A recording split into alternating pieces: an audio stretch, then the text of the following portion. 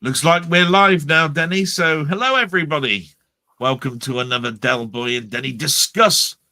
And this time, it's taken a little while to get here, Denny. Nobody's fault, I think. It's mostly been the fact that life gets in the way, illness, all sorts of stuff. But I think, pretty much you the option of what we were going to discuss next.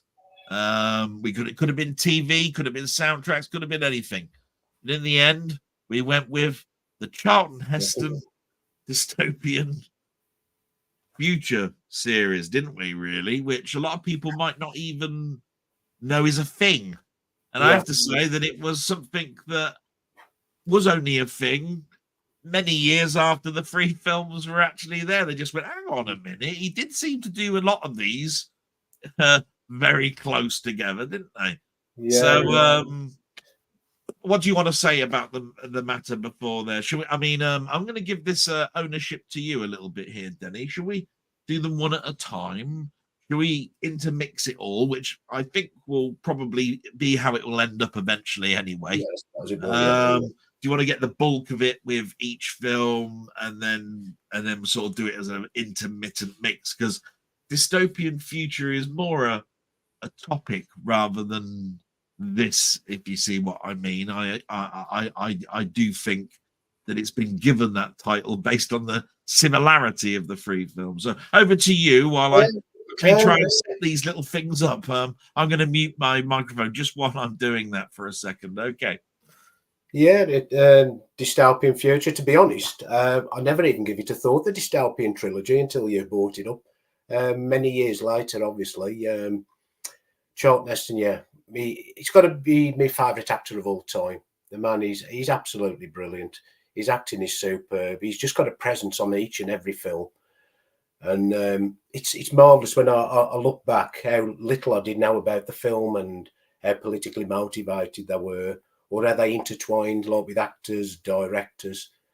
But I suppose really it'd be better to discuss them one at a time, starting with Planet of the Apes, then the Omega Man and Soylent Green, and then intermix them, as you say, later, and just doing them in order. But I can guarantee you I didn't go to the pictures to see these. That was, Planet of the Apes, I was 1, and I think I was only 6 when Soylent Green come out. But as I said, I look back and some of the little trivia I found out is something I never even knew.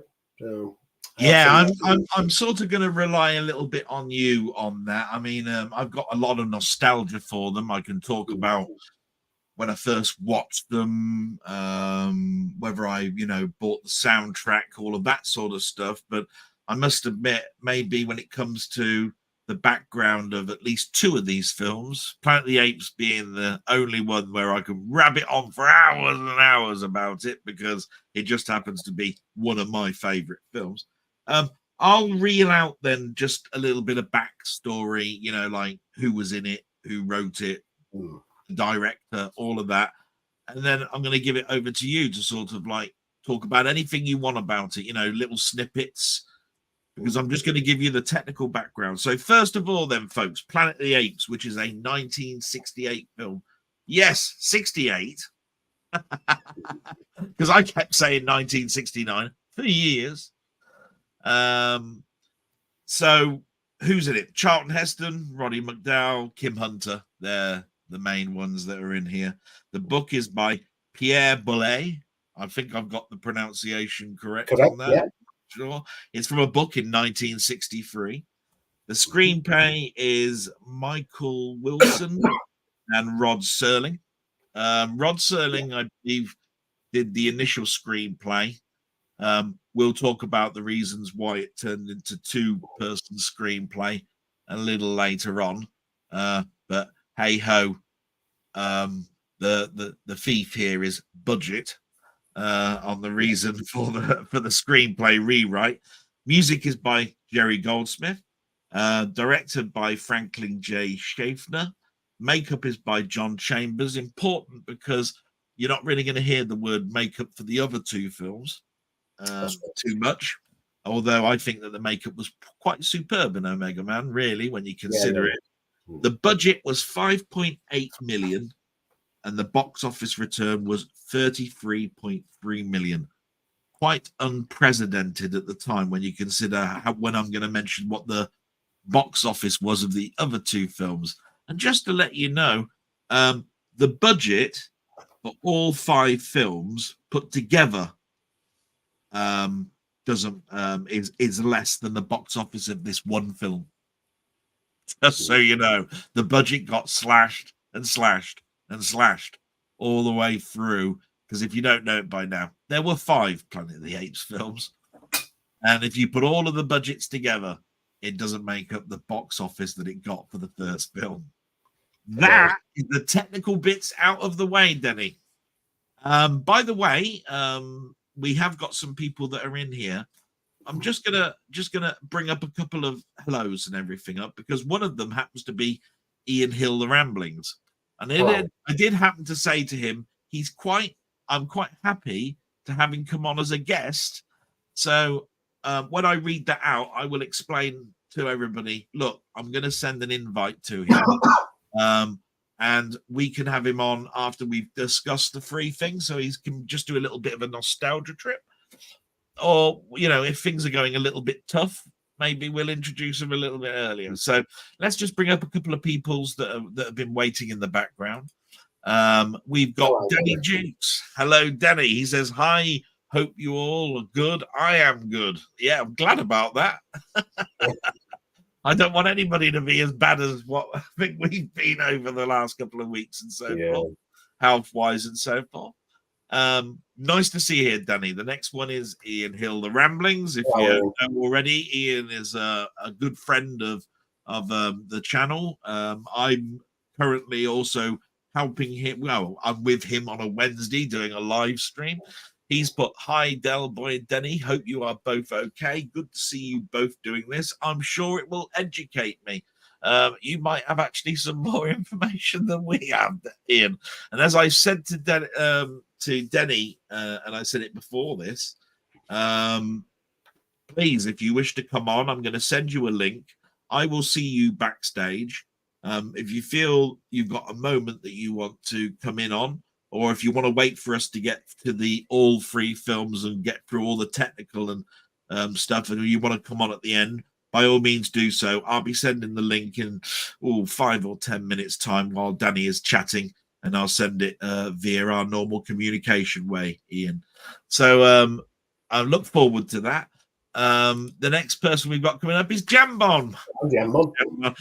All these people are well familiar to me because of my blogs.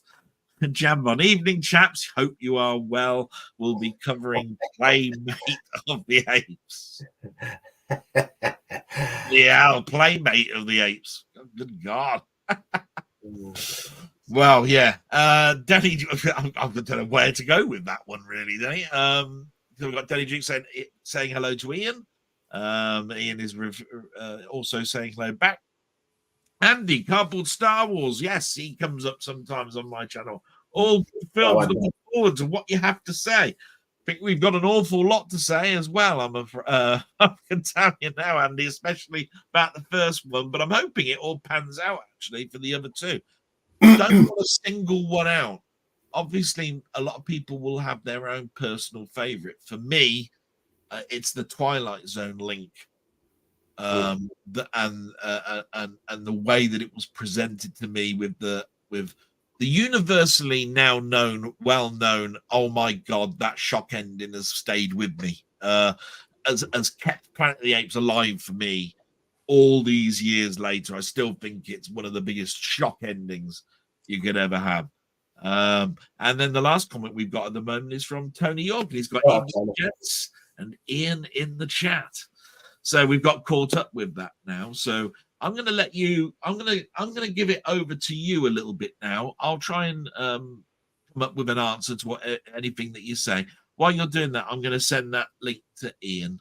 And like I say, Ian, when you see the link, just send a little communique saying whether you want to come in right now or whether you want to wait until we've got the 3 bulk of the films out the way, so that you can come in and tell us your nostalgic background with that. But it'd be lovely to see you on.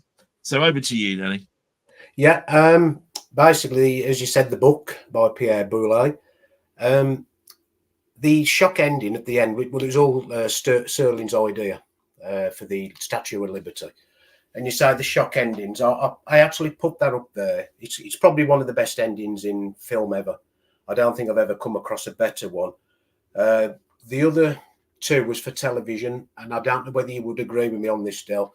As shock endings go, I think Blake 7 and Sapphire and Steel are more or less on the same level. Though I wouldn't say for the same shock value, but I think for me, it'll probably all go down as probably the best ending in any film ever. I don't know whether you would agree with that. Can you think of any more that's better than that particular ending? No. As I've said, there have been shock endings in films through history, and I'm sure there were shock endings before Planet of the Apes. But the way it was presented to me when I first watched it, you always had an inkling. Are they on Earth? You know what I mean? But you never really knew. And at the end, to have that iconic scene, sort of like just cemented it for me in history. Yeah, I mean, originally within the story, the crash ship, as they get out, it was displaying the time of the 25th of the 11th, 3975. And that, well, Heston, his character, thought that the planet was in the constellation of Orion, 300 light years from Earth, and the sun was Bellatrix.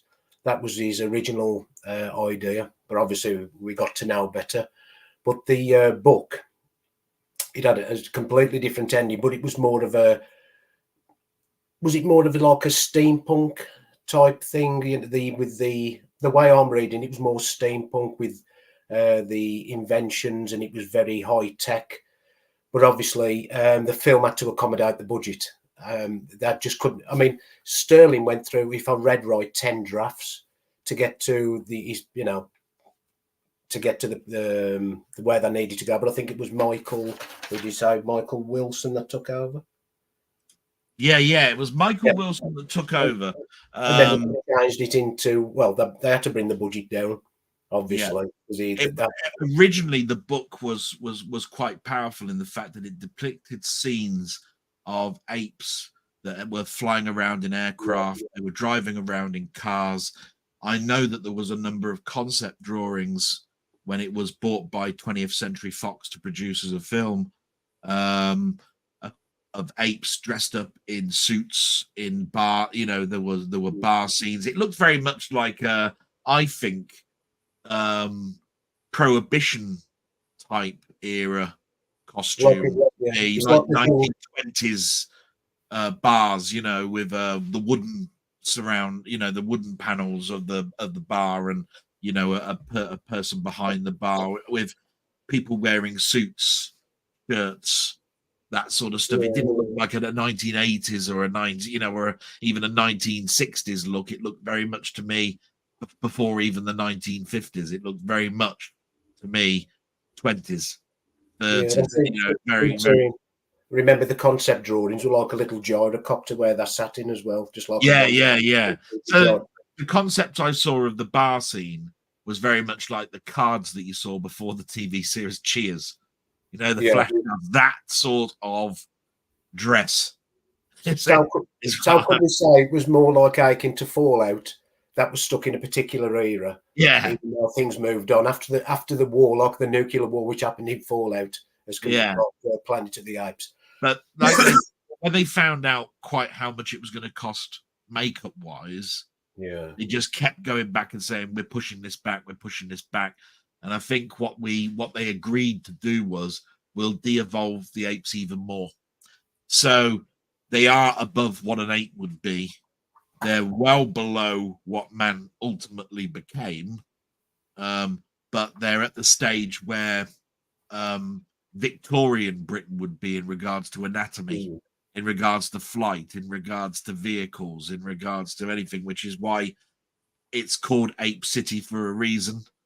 And all of the medical stuff and the courtroom stuff is very much early, not what you would expect. It's not marble stairs, it's not statues that are made, like even Roman statues. We're talking very much ethnic in its look. So back over to you. I was just going to let you know one of the things that I did know about is this. Yeah, yes, either.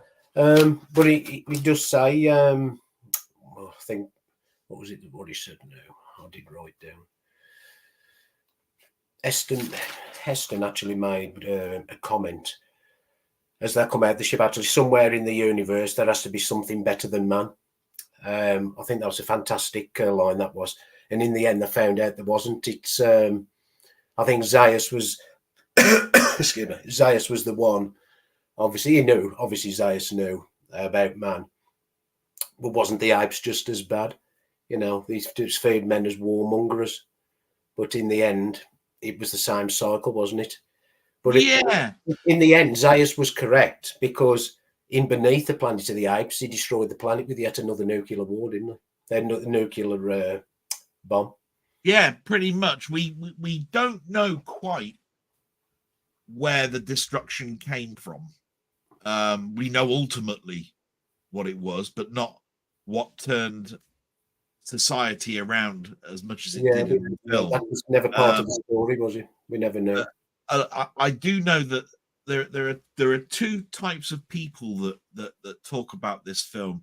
There's the one side that thinks the first 30 minutes of this film is absolutely fantastic, and there's another side that think I can tear this a new one by talking to you just how poor the first 30 minutes of this film is. And it upsets me when somebody wants to do that, but I do understand it a little bit. It's like they're walking through the desert and they don't look around them to see that there are people sort of like following them towards the end. They look up into the sky and they only see one sun. Surely this is giving them some sort of an idea. When they actually do come across life on the planet, they call them humanoid. And even the apes call them humanoid. Where does this universal language of human comes from? Surely they'd have their own language on what these are if it was another planet, etc., etc., etc. But I think that's nitpicky. At the end of the day, they crash landed, which I thought was great. I thought the scene of the ship going down was brilliant. He's not a nice person, Taylor, and you're not supposed to like him. He doesn't like the people that are around him. He ridicules them all the time. He disgusts and distrust of man is just up there in the stratosphere. It's even in the dossier of the ship when he goes into sleep himself. He's going, I'm leaving behind something that I don't really care about. I don't know where, I don't know what's going to happen when we get there. I hope that we're heading into some sort of future that's better than what I'm leaving behind, and etc., etc. And then the nightmare begins, which I think is, again, something that we ought to talk about, because when you talk about the beginning of the film, again, it's quite iconic in the fact that even the soundtrack is a little bit eerie. The effects are very minimalistic, but they work incredibly well. Lots of light shimmerings and stuff, sort of like light polarized light. But I'm going to shut up for a bit, because I've sort of like explained why there are two camps to that first half, that first 30 minutes, say, of the film. Well, here's a little bit of trivia. You were saying the lights, the special effects and everything. There was 3 people, but there was one person on there which done quite a lot for Irwin Allen. And I don't know whether you remember his name, L.B. Abbott. Yeah. Just to take you through the stuff he done, the very first film he done was The Day the Earth Stood Still, The Fly, Journey to the Centre of the Earth, James Mason, Lost World, Voice to the Bottom of the Sea, Fantastic Voyage, Time Tunnel, Lost in Space. You get my drift. He done quite a few, and it's quite standout for what he does on there. It's as though sometimes you just know it's their work. He absolutely fantastic. He's one of my favourite special effect designers. L.B. Abbott was. But yeah, for me, the film, how it started off, I'm glad they changed the script. I really am glad that they regressed it, because I think it fitted the film a lot better. It was so atmospheric. It's something like I'll talk about the I Am Legend Omega Man later. There was a different draft of that film, but obviously that's for another time. But I actually was in agreement with this, that it changed. As I said, the atmosphere was a lot better. It was more spooky. And a film sometimes doesn't have to be flashbang wallop. I quite like the first 30 minutes. And I think the film actually went, well, I actually thought the film was brilliant from start to beginning. Gentle to start off. Then you had your main action within the film. And then it closed off as obviously the best ending ever films ever had. And that was the genius of Sterling, But, yeah, I can't agree more, really. I mean, I can't think of another film where a director will actually give like nearly a minute to the crash sequence, where it's really just the engine noise and lots and camera that shifts it about, and you don't even know what is up and what is down. It shifts about until it actually ultimately hits the water. I mean, let's not forget, there's a scene that we haven't spoke about. The one, I forget the one who played the woman in that particular pod, because it was obviously she died because there was a leak in it, and it was as though the men didn't care. That was one thing I picked up, as how there was what's there to worry about. She was I mean, if you think about it, she should have been 2 women, 2 men, shouldn't it? Really, if they wanted to repopulate. And they I was wondering myself. I said, oh yeah, where was this new Adam and Eve coming from? 3 blokes and 1 woman. What kinky games were they? Were they really thinking of, and all this sort of stuff? But there are a lot of people that look at this film as going, oh yeah, typical of the time. There was a woman in it. They killed her. They killed her before she even had a line coming out of it, and it turns then into a very male orientated film. Again, very few women in it, and what women in it are very stereotypical, but we'll talk about that a little bit later on. From my point of view, I just thought to myself, wow, doesn't that prop actually look quite realistic? Yeah, I was going up there and I went, oh my God, the aging and everything on this, it really looks good. And then before they can even think about one of their friends has died, suddenly there's an explosion and there's a load of water coming in, and it's like, wow, what are we going to do? I mean, what's the first thing that we've got to think about? I mean, it's almost like if you're at work, when the fire alarm goes out, the first thing you instantly think about is get my bag, get my coat, or whatever it is, when you're supposed to just leave the building. So here's this water pouring in. What do? You don't even know where you are. I thought it was genius at the beginning, to be quite honest. Yeah. But I mean, I know some pick up a lot on where he's smoking a cigar. Why would he be smoking in them many years in the future? But I mean, if they've been traveling, they've been suspended in animation, they wouldn't know any different, would they?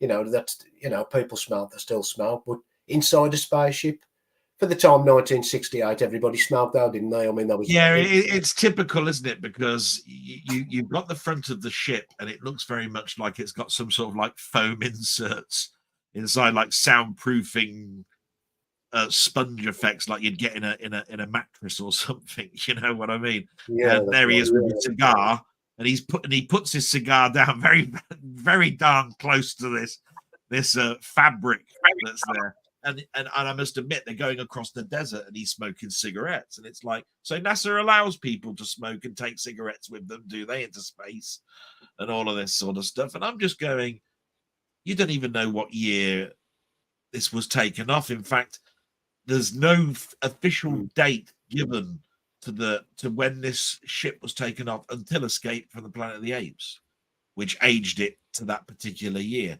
And if I remember rightly, it's 1977. Although the Escape from the Planet of the Apes came out in 1971, I think the official date that Taylor took off from the Earth is 1977 from, I think, movie adaptations, books, etc., etc. So again, over to you, Denny, with some more of your wonderful trivia. I'm really enjoying this. It's great that I'm giving it all over to you. I could just sit back. Right. It's not confirmed, but obviously you'll know this. I think it was from season 3. Was it season 3 or 5? I can't remember. He wrote a draft, and I can't remember the year actually of this. I shot an arrow into the air. He filmed an episode. I shot an arrow into the air, and it's a carbon copy of astronauts going up into space. They crash land, wonder where they are, and they turn out then back on Earth. Oh, you're talking about Rod Serling? Oh, Yeah. God. Yeah. It will be a mid to later one, that one, because most of the stuff that involved what Rod Serling characterized as, no matter where we go, our own human nature seems to put us back all the time. It's like, open mouth insert foot. They were things like People Are Alike All Over, which is like a famous season 1, season 2 type film. I think he gets a lot more complex, Rod Serling, towards the end, season 3 onwards. 4, a lot of people don't really talk about season 4 too much. It's a good season, but I can understand why people don't. 5th was a return to form, but by then it was on its sort of like last legs, really, for being able to be kept as a series. But yeah, I think you're quite right. That's that episode. I think you'll find it's a season 3, if I remember rightly. But I can't remember the name of it, to be quite honest. Yeah, it was called I Shot an Arrow into the Air, and it was from the first season 1, episode 15, 1960. See, you surprised me. So is that before People Are Alike All Over then? I think so. Yeah. I mean, when you consider that one is a very, very iconic, and it's even actually got Roddy McDowell. Yeah. you start to think to yourself, where did he get this idea for Planet of the Apes from? And you got Roddy McDowell, It's the same. If you look at it, I mean, it says in the comments, it's the same draft. Men on a go up, come back down to where they are, and it turns out they're on Earth. So it does make you wonder. It had never been confirmed, but it does make you wonder where that was where he got his inspiration from. But that's what I love about Serling. He could write an ending. He was he was brilliant, and obviously this will always go down now in, as I said, the ending to it. There's not too many more comments coming up, Denny, so I'm just going to get them out of the way because they're all saying hello, hello, hello. So we might as well introduce them in. Ian basically said, actually, is saying hello, everybody. Hello, Ian. Welcome to coming on. Jambon's got a classic quote here. Look, somewhere in the universe there has to be something better than man. Yeah, women. Yeah, that's a define woman. Yeah, I must admit that's a quick answer that I actually quite like. That one. That's good. Ian saying hello, Tony, David. Hello, Dave. Adley saying hello, chaps. He's at work. Is he at work? You have to, you at work, David, and we have to excuse David because he's got this disillusionment that the Spectrum is the only computer that ever came out between 1980 and 1985, and I have to sort of like keep putting him right. But there you go. It's really nice to have him. My little joke. That's my little joke and dig at him. We've got Physical Media Live saying hello, Del. Well, hello, Physical Media Live. Hope introduce you to Denny. Denny is a very good friend of mine. I hope you wish him well as well. Tony's saying hello to Physical Media Live, and Physical Media Live is saying hello back. So yes, that's caught us up with the comments because I sort of like want to get introduce everybody on because everybody is our friend really that's watching this. The reason we're here is that we've got a passion for whatever subject we're talking about. With this one, it just happens to be a TV film tie-in type thing because I don't think you could take the TV away from Planet of the Apes, at least in some ways. And although it's not game related, computer related, and so forth, we could probably talk a little bit about that later on. In regards to why didn't they make an Omega Man game or whatever it is, but that's a little bit later on. Down the road a little bit. So back over to you, Denny. We were talking about Twilight Zone, weren't we? And Rod Serling and all of that. So any other more twisty, nostalgia here? Obviously, the director, Franklin J. Schaefer, he picked Heston because he worked with him on The Warlord, which he shot in 1965. So that's well, thanks to the director. I don't think he worked with him again, but that was his particular choice that he wanted. Regarding the top, well, here we go. We talk about politics within films. Again, these were things that won't ram down your throat like they are nowadays. But when you look at the topics in the film, you've got obviously nuclear war, class and race relations, and obviously space travel. Done quite, what's the word? Without throwing it down your throat. What's the word? I'm sorry, I had to get a mute on there, and I do apologise because I'm just reading up on what.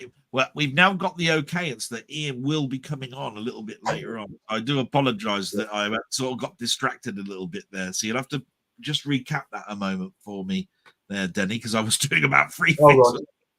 Yeah, so the topics covered in the film, obviously, at the time in 1968, nuclear war, which was quite a big topic back then. Class and race relations. Yeah.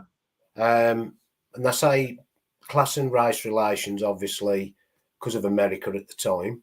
And then space travel, another big topic with excuse me. Yeah, I think we have to sort of like understand that 1968, we still hadn't walked on the moon.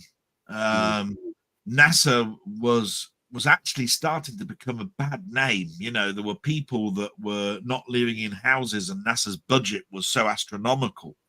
They thought that the money should be going to the people of this earth. What is there up in the moon? What is this to go for? It's all a pride thing, and yet we're chucking billions into it. Planet of the Apes has always been well known as a good film for talking about racism.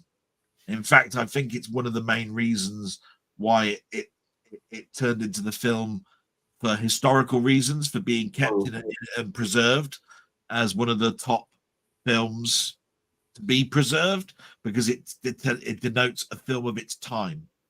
That's one of the reasons why it's actually in there. So Planet of the Apes, along with a prestige number of titles, has got we're preserving this. So I think there is a original negative, and there is a reproduced positive, what they call a positive negative, where you can get transfers off of it for making into 4K or whatever. But the original negative now can't be taken out of the vault. It's now preserved for its entirety.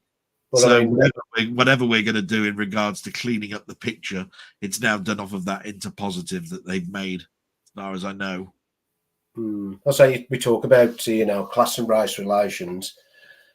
You say this one's been vaulted. I mean, the Omega Man, for me, that takes it forward even a lot more. It's as I say, we'll talk about that when we get to it, but I found the Omega Man, talking about class and race relations at the time, broke a lot of barriers, to be honest.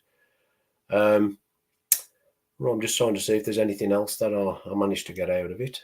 Oh, well, I'd say the hierarchy as well. Not a lot of people talk about the hierarchy of the apes themselves. The orangutans, that was seen, obviously, as the religious sect and the social areas of all aspects of the ape community. Chimps were the scientists and the doctors, and obviously the gorillas were the military. But I think we get to see that more in Planet of the Apes, the TV series. I think it was highlighted more within that. But you got anything to say about that, Del, about how you saw the hierarchy? No. Basically, what I think that's really weird about it, and I don't know if it's a human nature thing or whether it was just something that went on. I did read that as the film went on and the makeup was being put onto these people, when it came to the lunch period, the time where they were actually eating, it seems very much like the orangutans sat with the orangutans, the chimps sat with the chimps while they were eating. And nobody really has debuffed that, apparently. So in other words, you've got the stars and everything, the humans and all that sort of stuff. But when it came to because there was a lot of extras Don't get me wrong, Yeah, in this film. When they were in their costume and they had to eat together, they actually ate in their groups. And I have to say, that takes me back to school, where you didn't really tend to find that the girls and the boys sat together at the same table. You sort of like were in a group of 4 friends or something, where you were in a group of 4, two of us looking at each other, and it would be the same going down the line, and you wouldn't really get boy, girl, girl, girl, or boy, girl, boy, and all that sort of stuff. It all seemed very much like the years as well sat next to each other. So the second year students didn't sit with the first year students. They didn't sit with the third year students. It was just it's amazing. I think that's a huge thing. But it's amazing that this happened during this film in regards to the characterizations of the apes. The orangutans sat with the orangutans. It's amazing. It's just like, what's that all about? Yeah, it's unbelievable. What I mean, at that point when there was having something to eat or drinking, all the food had to be blended. Obviously, they couldn't eat through the masks, and it was long days. I don't know how they had blended food at all, but yeah, that's how they used to eat. But really, there's one extra section, and that's probably one of your favourites, is the soundtrack. And there's one thing I seem to pick up at the start of the soundtrack by Jerry Goldsmith. Doesn't it sound familiar to the Klingon theme tune from Star Trek? Yeah, very tribal.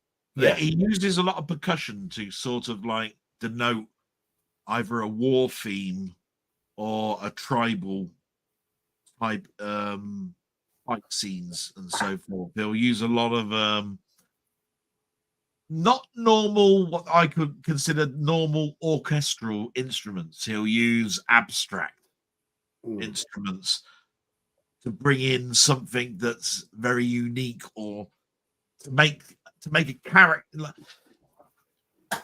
Ever since there has been music in classical music, like as going back as far as Peter and the Wolf, people have tried to put a musical instrument against a character. So in Peter and the Wolf, there would be a flute for a bird. There would be an oboe or whatever it is for the wolf. Peter would be strings, whatever. So the Klingons would obviously therefore have a sound.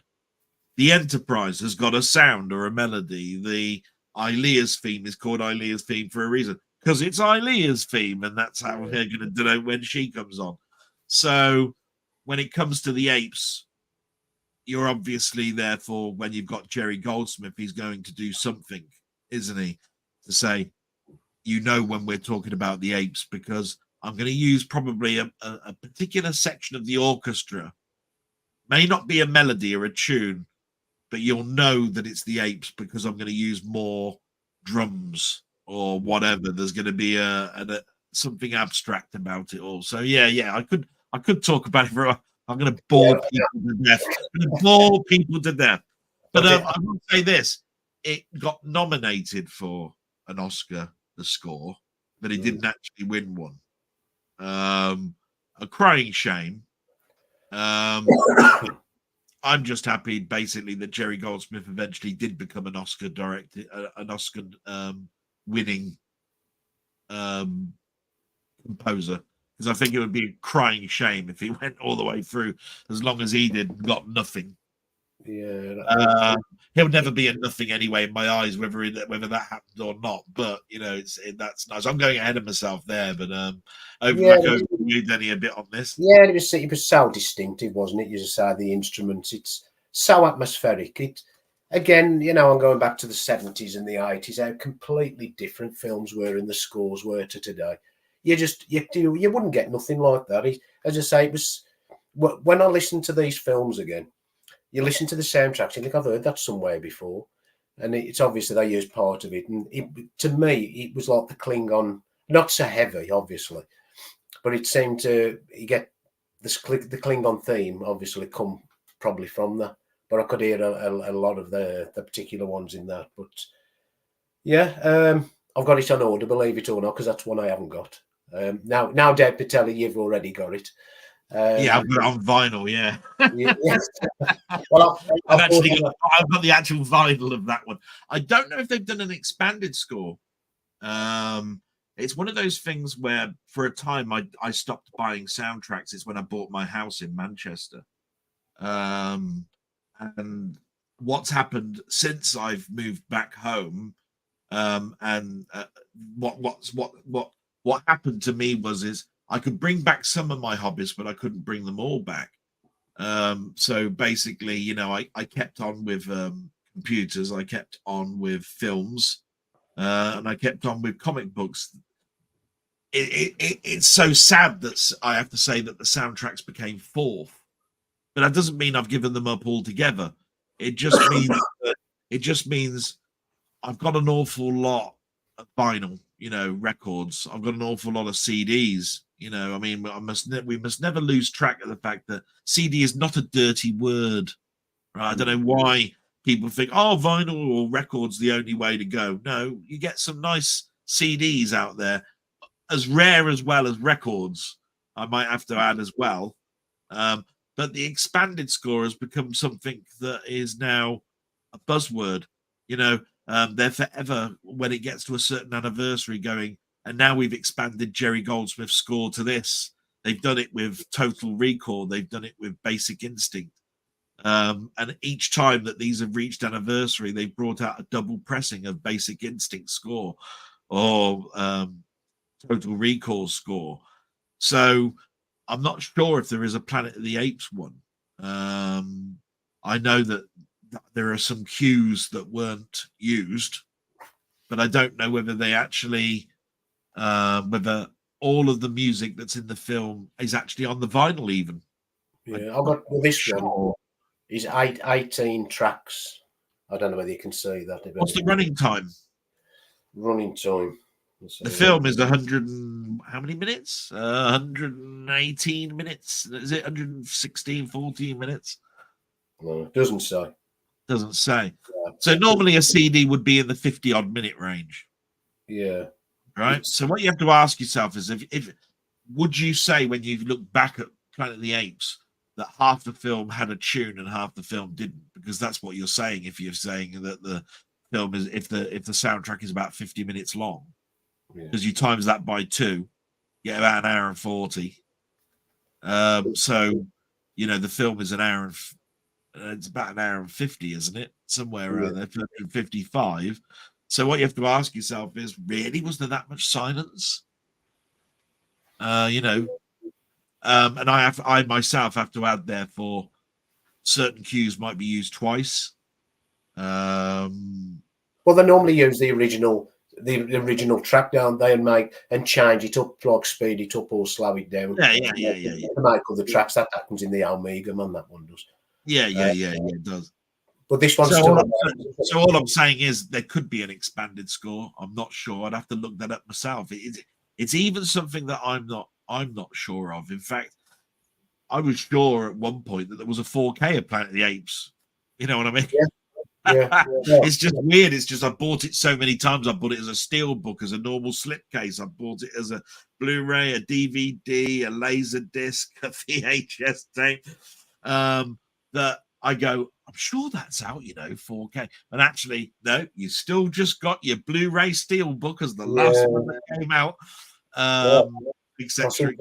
You never know whether I'm releasing the next Planet of the Apes soon. It's got to come eventually. I want the box set, you know, uncut, because I know some of the other films were cut, wasn't there, for the English release. But it would be nice as a 4K box set, a lot. Well, when you consider that you've got to go back to 1969 for a 55-year release, and all of the 8 films came out 5 years within 6 years of each other, because I think it was 1973 was the last film, with the TV series following suit in 1974, along with an animated series, which we must never lose track of the fact that there is an animated series. That means that your option of having a 55th anniversary is gone for Planet of the Apes, but you can do that. So beneath the Planet of the Apes would be 1970, if I remember rightly. So you'd have to wait until next year to be the 55th anniversary. Do you see what I'm trying to get at? The only times that I think that Hollywood these days wants to put out a physical media release is when it actually reaches a figure of 50, 55, 45, 40, 35, 30, 25. Do you see what I mean? It's all on the 5 years. You don't tend to find you've got a box set these days coming out unless one of them in that bloody box set has reached some sort of magic 5 number or 0 number at the end of it. Yeah. Which is why everybody's talking about Nightmare on Elm Street as a 4K release this year, because it's 1984 and we're in 2024. So it's making sense that people are going and getting excited. You're going, 40th anniversary. Come on, guys, 40. What does that mean? It means get a box set out. That's seems to be. Does anybody own 20th Century Fox, the label, or they're still independent? No, 20th Century Fox is Disney. But well, there you go. What you have to ask yourself is that was the whole rights of 20th Century Fox? Because I think they bought the IP range. I think they bought the whole IP, which means Planet of the Apes is now under Disney.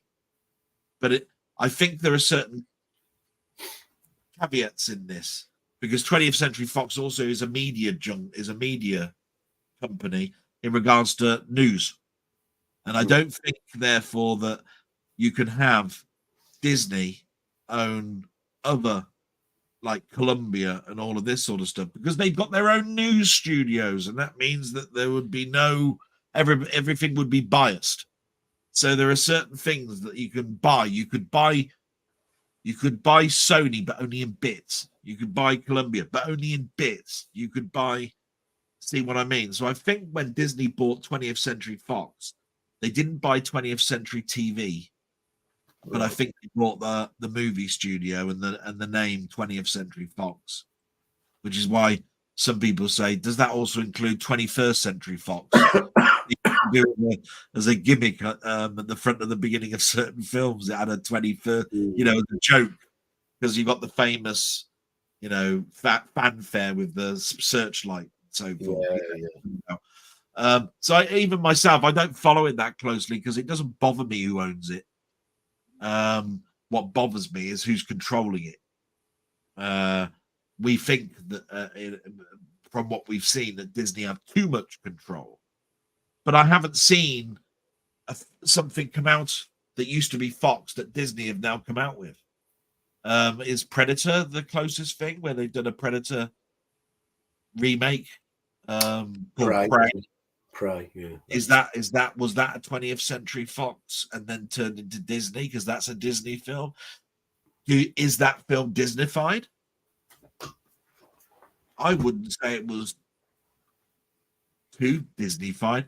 In fact, really, it showed a lack of inspiration for me because it's a tribal, almost backward race going up against high-tech equipment, which is exactly what it really was with Arnie.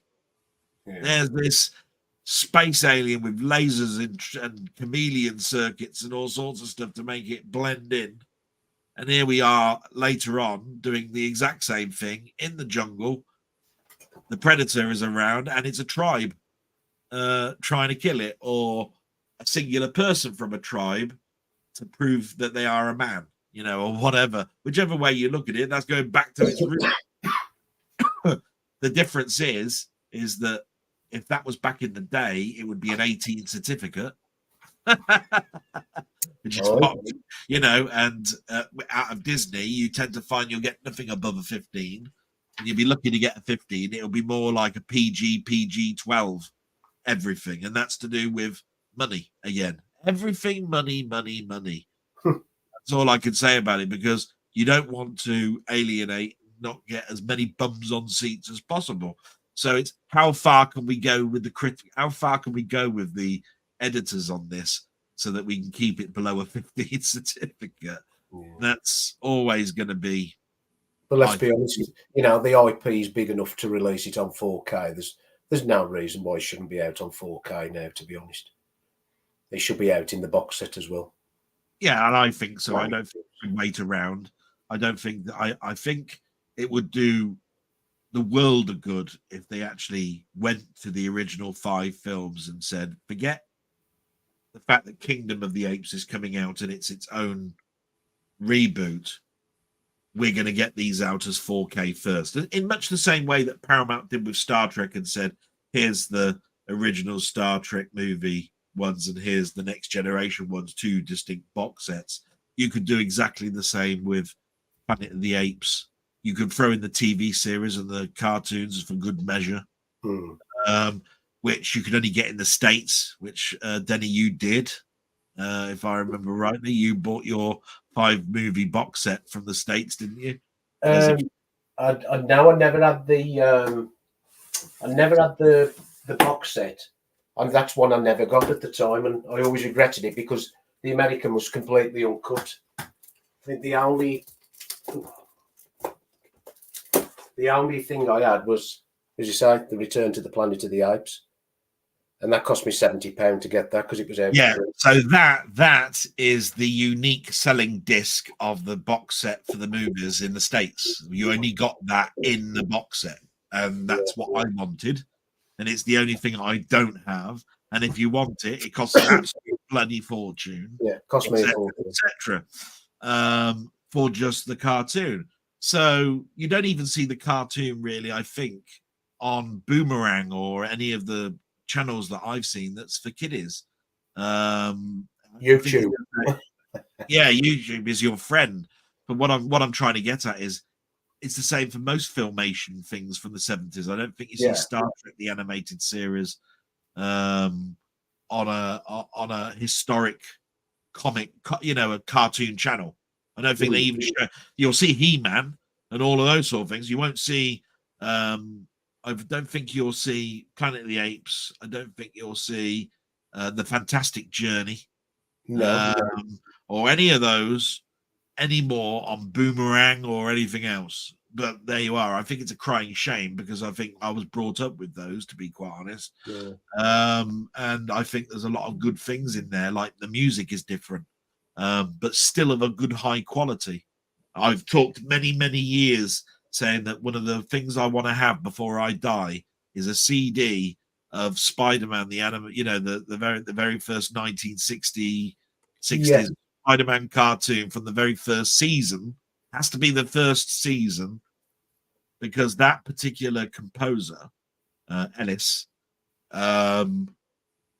his audio cues were used all the way through those first 20 or so cartoons. And they didn't go to stock music, so it's actually composed by that particular composer. And unfortunately, he died, and there are no master tapes. There is only the sheet music, which means that you'd have to get a studio to take that sheet music to an orchestra somewhere and compose it.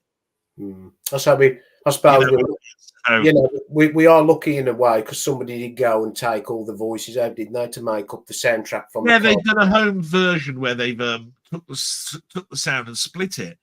But what you got to remember here is they've cleared up as well the animation, the picture. The sound is now in a stereo format. It's in a 2.0 stereo split, but it's done still with the equipment of the early 90s as a DVD release. There's no Blu-ray of the original Spider-Man series. So again, the sound is muffled, or there is still voices that you can hear. You'd have to pass that. You'd have to pass that audio track through Christ knows what to make it crystal clear, with no weird sound effects like the Spider-Man web shooter being listened to or anything. But we're digressing a little bit here. I'm just saying you've got something I haven't got there instantly. And I think it's about time that this keeping back of stuff, just do the whole thing. We, as a collector, we want the whole lot. Exactly. There is no more extra money you can really make unless 8K suddenly starts becoming a thing and you need to release another box set. So for God's sake, get a whole Blu-ray set out of Planet of the Apes or a whole 4K set, and that includes the TV series upscale to 4K. Don't wait to mix it up, Blu-ray and 4K and all of this sort of stuff. We want it now. I'm greedy. So over to you. Sorry, over to you to carry on. I didn't mean to cut there. No, so that's more or less all the little nuggets of information managed to glean for it. But I would say, okay. I mean, I don't know. I think pretty much everything that you said, I've got right. Mm-hmm. I wrote down some things before it went out my brain tonight, right? So let's see if there's anything that we missed. No, it was rewritten several times. We haven't really talked about John Chambers too much. Probably need to bring him in a little bit. So John Chambers, if anybody wants to know, he did the makeup. He was hired specifically with a budget of 500,000, if I remember rightly, to do this makeup. And it suddenly turned into there's no bloody way that you're going to be able to do this film for 500. I think his final bill for the film Planet of the Apes was 1 million out of that 5.8 that it cost.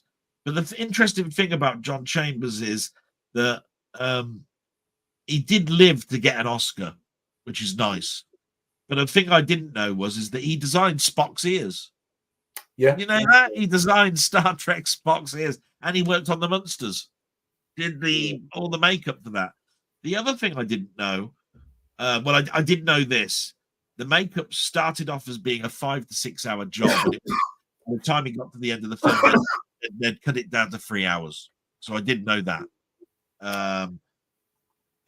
But this is something else I didn't know. In 1968, the film took over the 20th Century Fox lot so much that they took every makeup artist from every film off their projects to work on Planet of the Apes, which meant that there were no makeup crew for any other film during that 45-day production, because it was 45 days that it was filmed in. But there's a little tidbit with that, with the makeup. I don't know whether you know Edward G. Robinson, who starred in Soylent Green. Yeah, he helped with the makeup as well. Yes, I do know that they did the screen tests of him with the stuff on. Yeah, I did know that. Yeah, the field of corn that was in the film was actually a specifically built field of corn that took 10 weeks to build, and they were hoping that it would grow to 6 foot high, and it did. Just. So I never knew that. And there was an alternate ending to Planet of the Apes, which I'm glad that they never did. But they did do screen takes of it. And it was originally going to show a hybrid human ape character. But that they thought was a step too far, in the fact that would introduce bestiality into the racism argument. Because that meant a human would have had to have mated with an ape, and that's possibly going too far. But they did show a child with ape stuff on to show that was going to be actually in the film, because the other alternative ending was that Nova was going to be pregnant. That was the other thing that was an alternative ending. In the end, they didn't want it to distract from the ending that we've got now. Okay, and even with that ending, there were several different takes of that. We all know now, I think, I don't think it takes anything away. The ending that we see is a matte painting, right? We know this now. I mean, it's not. Although there is a 6th scale model of the statue that was used for pan-by shots and just the flame. So originally, apparently, you were supposed to see the statue in 3 different parts on the beach, instead of it just being the iconic head and arm sticking out through the sand. Apparently, it was going to be split into 3. I'm so glad that they kept it like that, because it meant oh my God, how much sand has been built, for this thing to be sticking out like that? Because I keep thinking to myself, it's the original height. And if you were to dig far enough down, you'd come across civilization. The Statue of Liberty is how high? A mile? So this nuclear explosion must have had a mile's worth of dust cover over the earth. It must be like swelled up by now, right? Because I keep thinking that it's still on its original pedestal rather than it snapped off when across in the water or whatever it is and finally rested. And all you've really got is about that much earth, which counts for about 1 million years. You know what I mean? Because in my head, not knowing all of how this all works, I thought there was a mile worth of dirt now grown on the Earth's surface, and that legitimately, if you were to dig down through the Statue of Liberty, you would get to the railings and everything. Well, the thing is, it's a case of you never know, because after the nuclear war, everything would change, wouldn't it, on the planet's surface? Yeah. So, yeah. So I haven't really got any more other than to say the film was never designed to have a sequel. And it's one of the reasons why Charlton Heston didn't want to be in any of the sequels. And he only accepted it if he said, at the very beginning, can you kill me off? He's famous for saying that. And they then double back on him a little bit. You know what I mean? And they said, well, how about you disappear in the first scene, but then we kill you off at the end? Which means that you're at the beginning and you're at the end of Beneath the Planet of the Apes, which he agreed with. But he agreed only if he blew the whole world up. And that's how that whole story came about, was the negotiation of Charlton Heston coming back. Plus the fact he got paid a wad for it as well. Yeah, I know. And I believe Burt Reynolds was going to be James Franco's role, apparently. Weird. I don't think it would work very well. Burt Reynolds. I think they got the right person, James Franco. But that's my take. But then again, can you imagine though? Not, you watched it for the very first time, you've never seen it, and that moment when he walks around the corner, that piece of cinema history where you just don't get those sort of emotions, do you? With a lot of films, just imagine that was seeing that for the first time. I think so. Before we sort of like go into too much nostalgia, because I do want Ian to come on after we've got to the other two films out of the way. We'll do a wrap up with all three of us. I'm just going to recap now on some of the comments that have been coming in, because we haven't been doing that much. So we got, that was the last one that I brought up, was there. Look, hey Tony. Then we've got working specky rules. Yeah, does it buggery specky rules? Anyway, won't go down that avenue again. Physical Media Live, hello Denny. Ian Hill, hi Tammy. Physical Media Live, Ian, are you live this week? And he's put, yes, we'll be again on Wednesday. So he's saying, yeah, we're back. Bloody hell, I'm self-promoting Ian here. Look now, right, what's going on? Look, Cy Robson. Hi, guys, sorry I'm late. No problem at all, Cy. I hope you're enjoying it so far. I'm just listening in as I'm pottering around.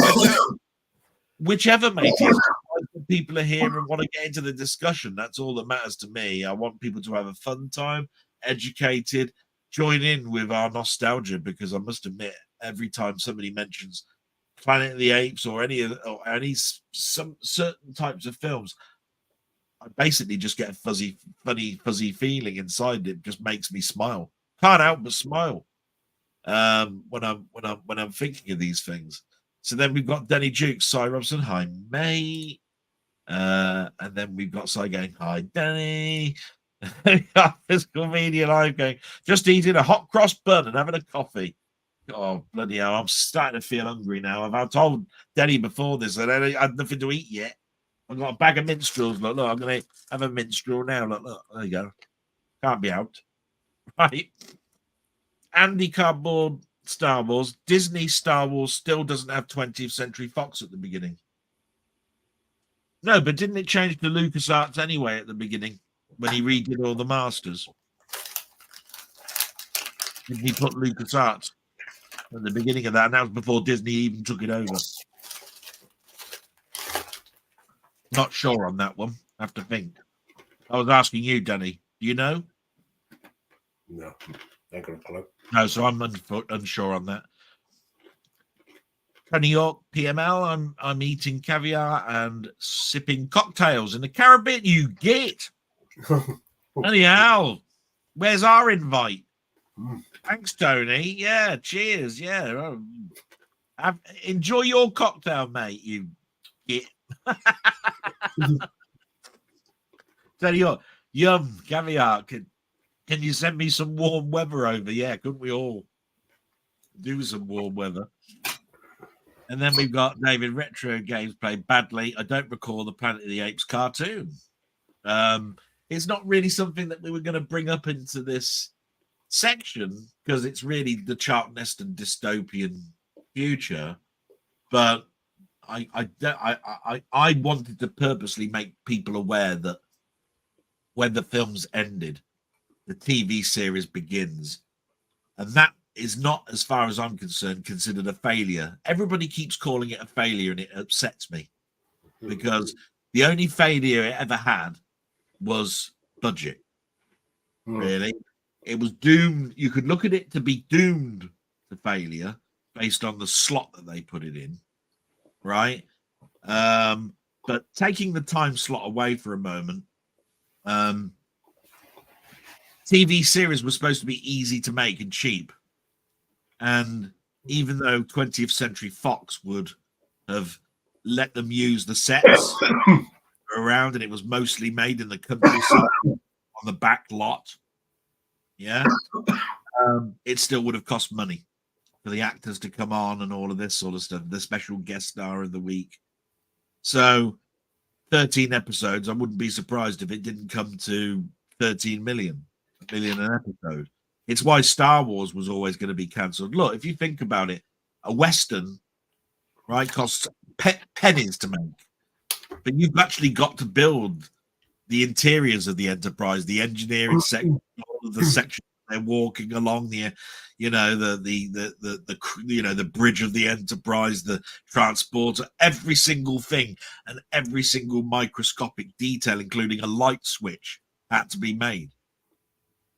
You make a Western and you green light it. The hardest thing you got to think about is where are we going to get the horses from? Because that'll be about the hardest thing you got to think about. Because they're, literally you could just build it whenever you want. So the same with really Planet of the Apes. You can't build Ape City again.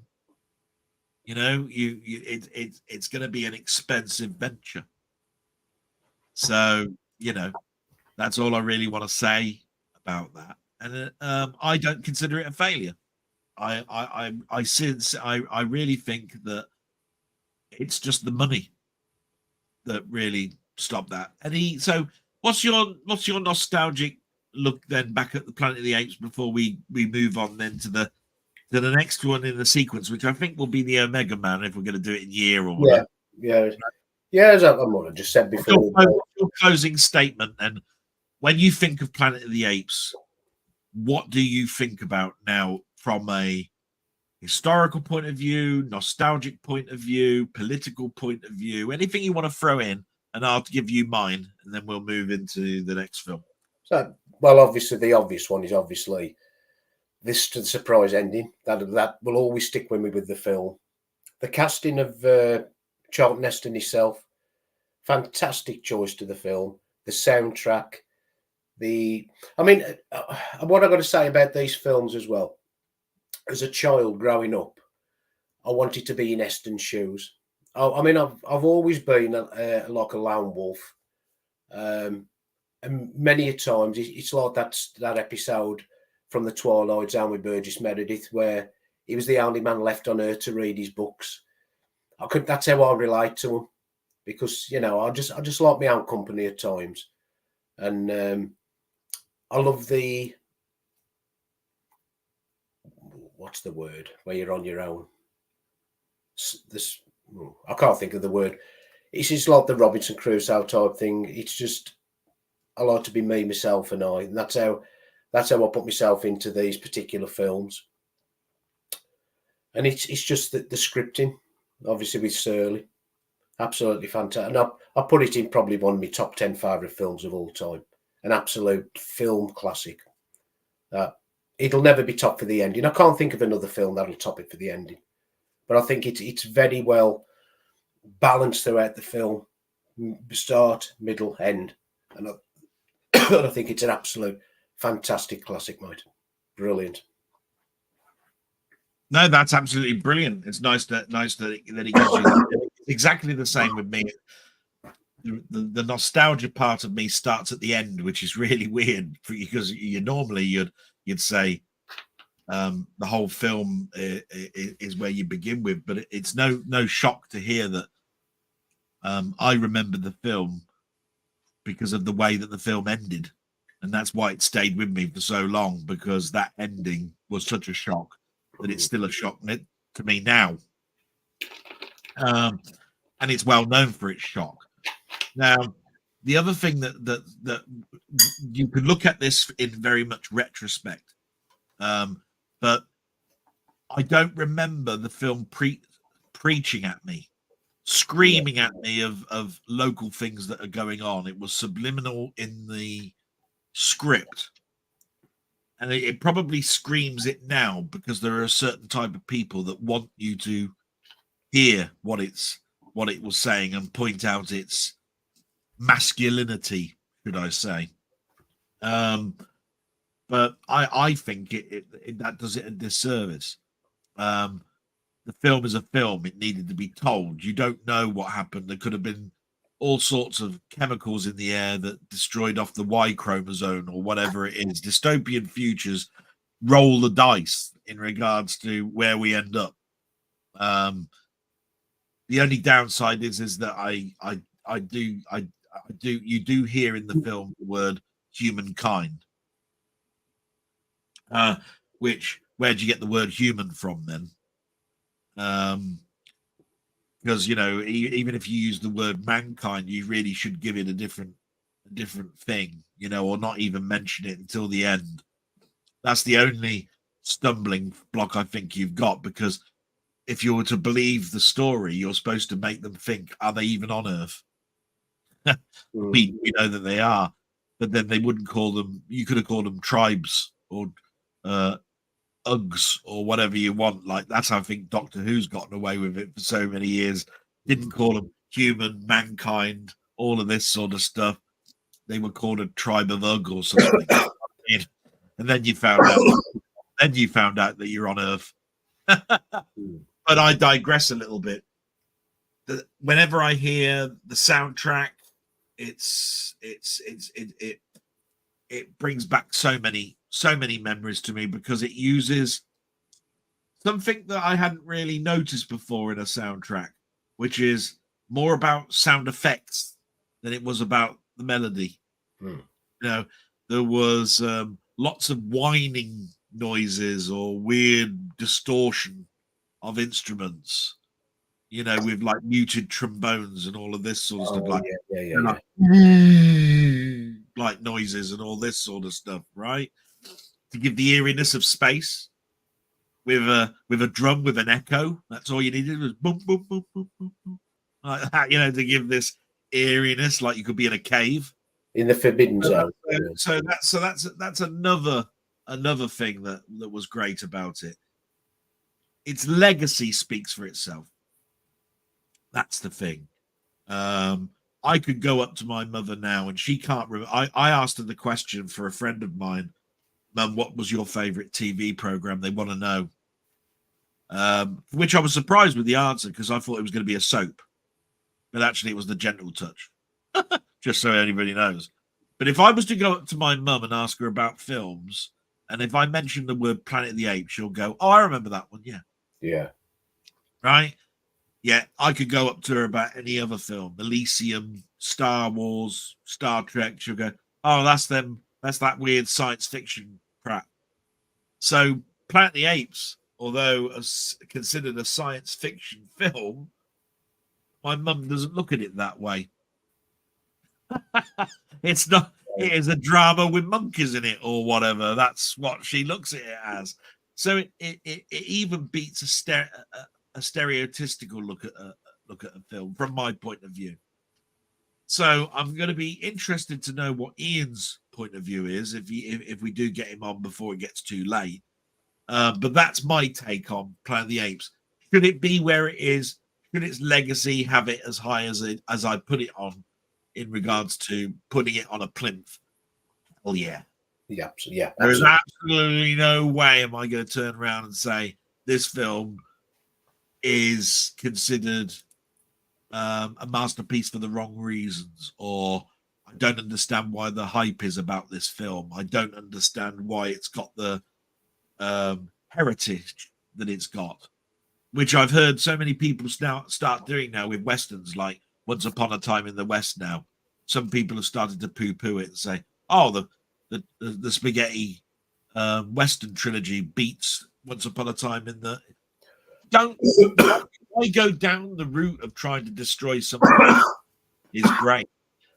There are conversations about what is better than else in the playground for years and years and years, but you don't need to go to the point of destroying a legacy. So as far as I'm concerned, stuff all that nonsense. And it's the same with this. I love the 5 Planet of the Apes films. They're all good. The first one obviously is going to be far superior to the others, but that's not to take away the greatness of the other films as well, because it wouldn't have got to a 5th film if it wasn't making money or there wasn't something about it that people loved. End of. That's the end now, I think, of that era of Planet of the Apes, unless I've given you another idea for something to say before we shut up and go on to the next one. I think the only thing that's come to mind, the book, it was actually called Monkey Planet. La Planète de Change. Planet That's of the right. Apes. Yeah, I didn't say that, and I must admit I did have that written down. Yeah, just like we've got some really weird names for Soylent Green, and the reason why that book name was changed. But anyway, I'm not going to go down that because I'm going to give you the opportunity for that. So I'm going to read out the comments that have come out, and we're going to move on then to Omega Man 1971. So just bear with me a moment. Where did we get to? Yeah, this was the last one. It was from David Retro Games Played Badly. He says, I don't recall Planet of the Apes cartoon. Cy then said, the 20th Century Fox sign is in the new Deadpool trailer. It's in the ruins of the end of the world. Really? There you go. So they still consider the symbol to be some significance to it. Good. I just think that, yeah, Disney do seem to destroy things from the inside. They seem to come in and from the inside eat it out like some insect trapped inside the core and then eating its way out like a worm. You know, destroy it. Shame, but there we go. And then we've got Physical Media Live. I will watch Planet of the Apes, love it, but never sat down and saw any of the films. Wow. With that closing comment, Planet of the Apes, I do recommend, if the people here are actually for tuning in for the first time and they're actually wanting to know what Planet of the Apes actually is, I wholly recommend getting a copy, renting it through a streaming channel, buying it cheap on DVD, whatever it takes, just to sit down for 2 hours and then make your own mind up about it. And forget science fiction and all of that. Watch it for what it is. Empty your mind and just enjoy the moment, because that's what I do every time it's on. It's like I'm going to forget everything and I'm just going to sit looking at this as if it was the first time I've ever watched it. And I can so easily do it every time it's on. I don't know if that tells you something about my brain, that it's so easy to empty. Just put Planet of the Apes on, which I've probably let myself open for. But with that saying that, we're now going to move on to the Omega Man 1971. And like I said, I give you some technical background on this. So I'm not going to give any other detail other than the technical knowledge that I know. And we're then going to have a nostalgic look at this particular film. So Omega Man 1971 starring Charlton Heston and Anthony Zerbe. Or is that how you pronounce it? Zerbe, I think it is. Yeah. The book is by Richard Matheson. Screenplay is John William Corrington, and I think it's the wife because it's Joyce H. Corrington that wrote the screenplay. So it's a husband and wife, or maybe father and daughter. I don't know, but they're both together on there. The music is done by Ron Grainer, a well-known person who's done music for both TV and done brilliant. That is done TV and film work. Obviously, that is the hook and the link to Doctor Who. Maybe there are more, but I'll leave that for discussion. But he had done some other film works. He did To Sir with Love, if I remember rightly, before he did the Omega Man. Anyway, the director is Horace Segal, and the producer is Walter Seltzer, which has a tie-in to Soylent Green in the fact that he was the producer of both of those films. The box office for this one was $4 million. So there you are, the whopping 1968, 33.1 million. The box office for this one, 4 million. Considered still, though, that it got its money back. It wasn't a very expensive film to make. It got its money back. I'm not going to talk about critics' opinions or anything about this. I'm going to move it now totally over to Denny to just talk his heart out about it, because I've literally got no notes other than my own memory.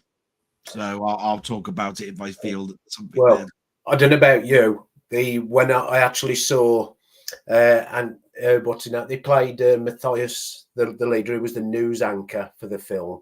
Anthony Jared Zerber, or so, was it Zerber or something like that? When they put him up in that white makeup and all that, God, it scared the hell out of me. When I was a kid, with those white contact lenses, I don't know about you, but it scared the hell out of me. I thought it was absolutely brilliant, that one.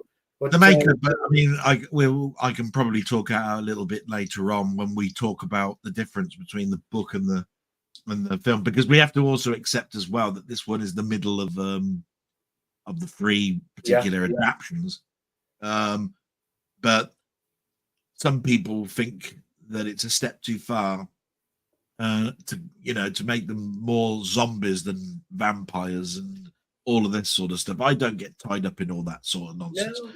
But when it comes to the makeup, I thought, the makeup was great. There's contact lenses that are used, one eye bigger than the other, that sort of stuff. It doesn't go down the route of the latest adaptation with big mouths for no reason whatsoever. Because there's not even any teeth. Why have they got a big gob like they've got? I never did understand that about the version of the film. But I will say this now for the record, before you go into the rest of this, this is my favorite of the three. And mine. But this is where it gets difficult. I'll always have difficulty on saying why, because I think the Vincent Price one is a great film as well, and I do actually like bits of the new one. Yeah. So I think that tells you more about the strength of the book or the premise of the book than about the actual film itself. But over to you again. Yeah, so Richard Matheson didn't actually like the Omega Man because he thought it was too far from his film. But as you say, the Last Man on Earth, the Vincent Price one, I noticed there was a lot took out of that and put into the Omega Man, the Fountain, and obviously with the other two, the Omega Man, I Am Legend. But as I said, it always stuck with me when I was a kid. When I saw the makeup, I put that down up there with Salem's Lot, because obviously that used to scare me half to death. I thought the makeup was brilliant, and as you said, they didn't over-egg it, making them out to be something that wasn't. That was still human, but obviously mutated by the it was a biological war with this one. All three films were a different premise compared to the book. I can't remember what the book. I think it was more akin to The Last Man on Earth, wasn't it? The book, the plague in that one. Yeah. They've all got their own little twists and turns with this. I think that the 1971 was more political in its nature, in regards that people would believe that we've destroyed ourselves with some sort of chemical warfare that went on between Russia and China. I think it was supposed to have been in that particular film.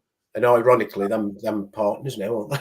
Yeah, rather than bats has caused this major problem, which is what the book more implies, that it starts off as an animal thing. But then again, when you consider where COVID has come from, which is a fish market, and bats as well in regards to this, it's amazing how that is true, that we can spread a pandemic as quickly as that.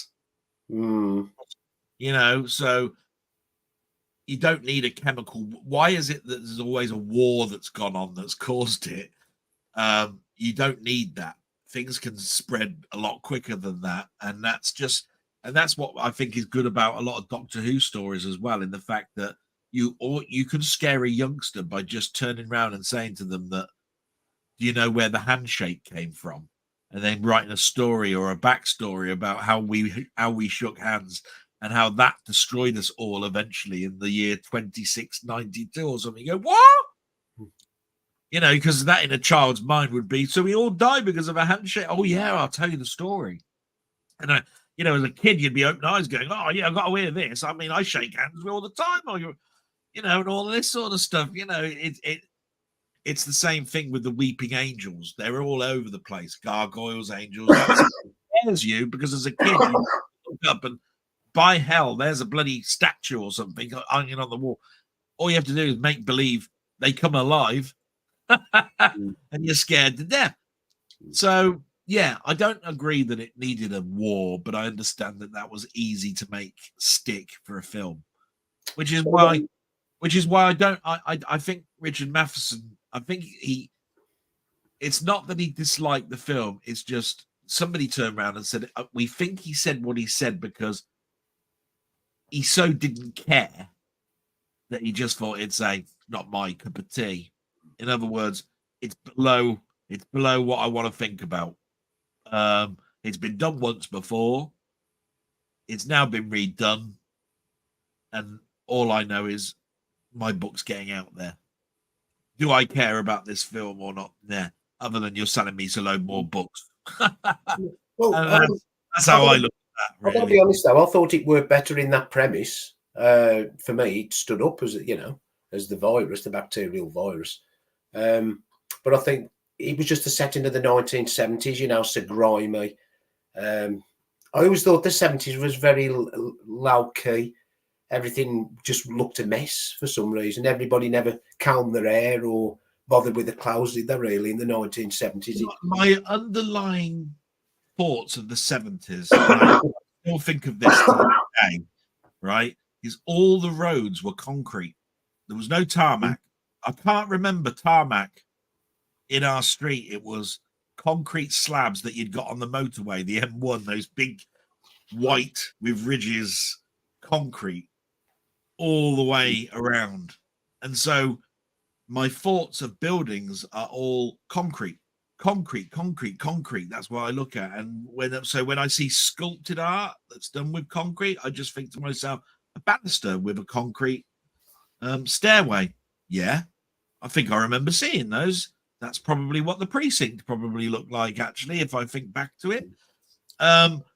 Everything's concrete. And concrete is white. And that's sort of what I underlyingly think of. The 80s, I think, is when I think tarmac. They give at the top of these concrete. So beneath the tarmac that you've got in my road, in my old street, if you were to dig down just a little bit, you'll come across those concrete slabs. They're just still there, covered by a black lot of crap that's now crumbling to bits. Yeah. But those slabs, I bet you they're preserved. I bet you underneath there, they're not chipping and falling to bits because we. I mean, if you look at it, really, the majority of as you say, the Almega man, it was all like concrete building, wasn't it? That I seem to remember. A lot of them were all concrete and glass. Yeah. But yeah, as I say, like the differences, like the Last Man on Earth, as you say, that was more to do with the bats and the insects, the Omega Man, the biological war, and for I Am Legend, they changed that up to where they re-engineered a measles vaccine to cure cancer. And again, I thought that was a brilliant premise. You know, thought it was quite thinkable, doable. Because I mean, we genetically change a lot of stuff now, don't we?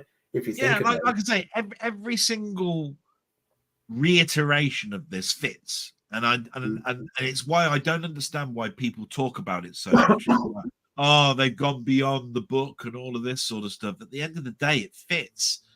In 1971, I dare say most people would think that a biogeneric gas would probably cause the downside of us all. And war sounds palatable because there is always war in the news. It's something that if you're talking about a dystopian future, you think to yourself, there must have been some heck of a bang that's turned everything in the earth to look exactly the same, because whenever you're watching a film on a dystopian future, they'll talk about what's going beyond outside of the film's grounds, but you never see it. So you never see cut to now Tokyo in this same year and what's going on over there.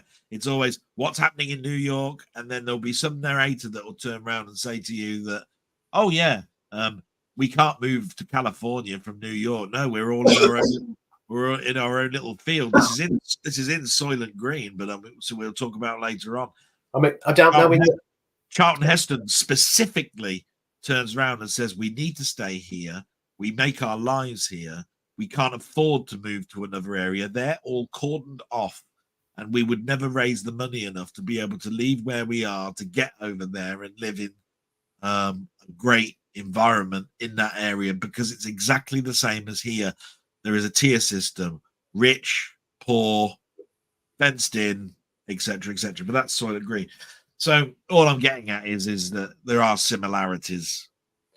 I mean, I don't know whether in the book as well, there's a change. Like the Last Man on Earth, his active name is Robert Morgan, but the later two films was known as Robert Neville. I mean, I can't remember what it was in the book. I don't know whether you can remember.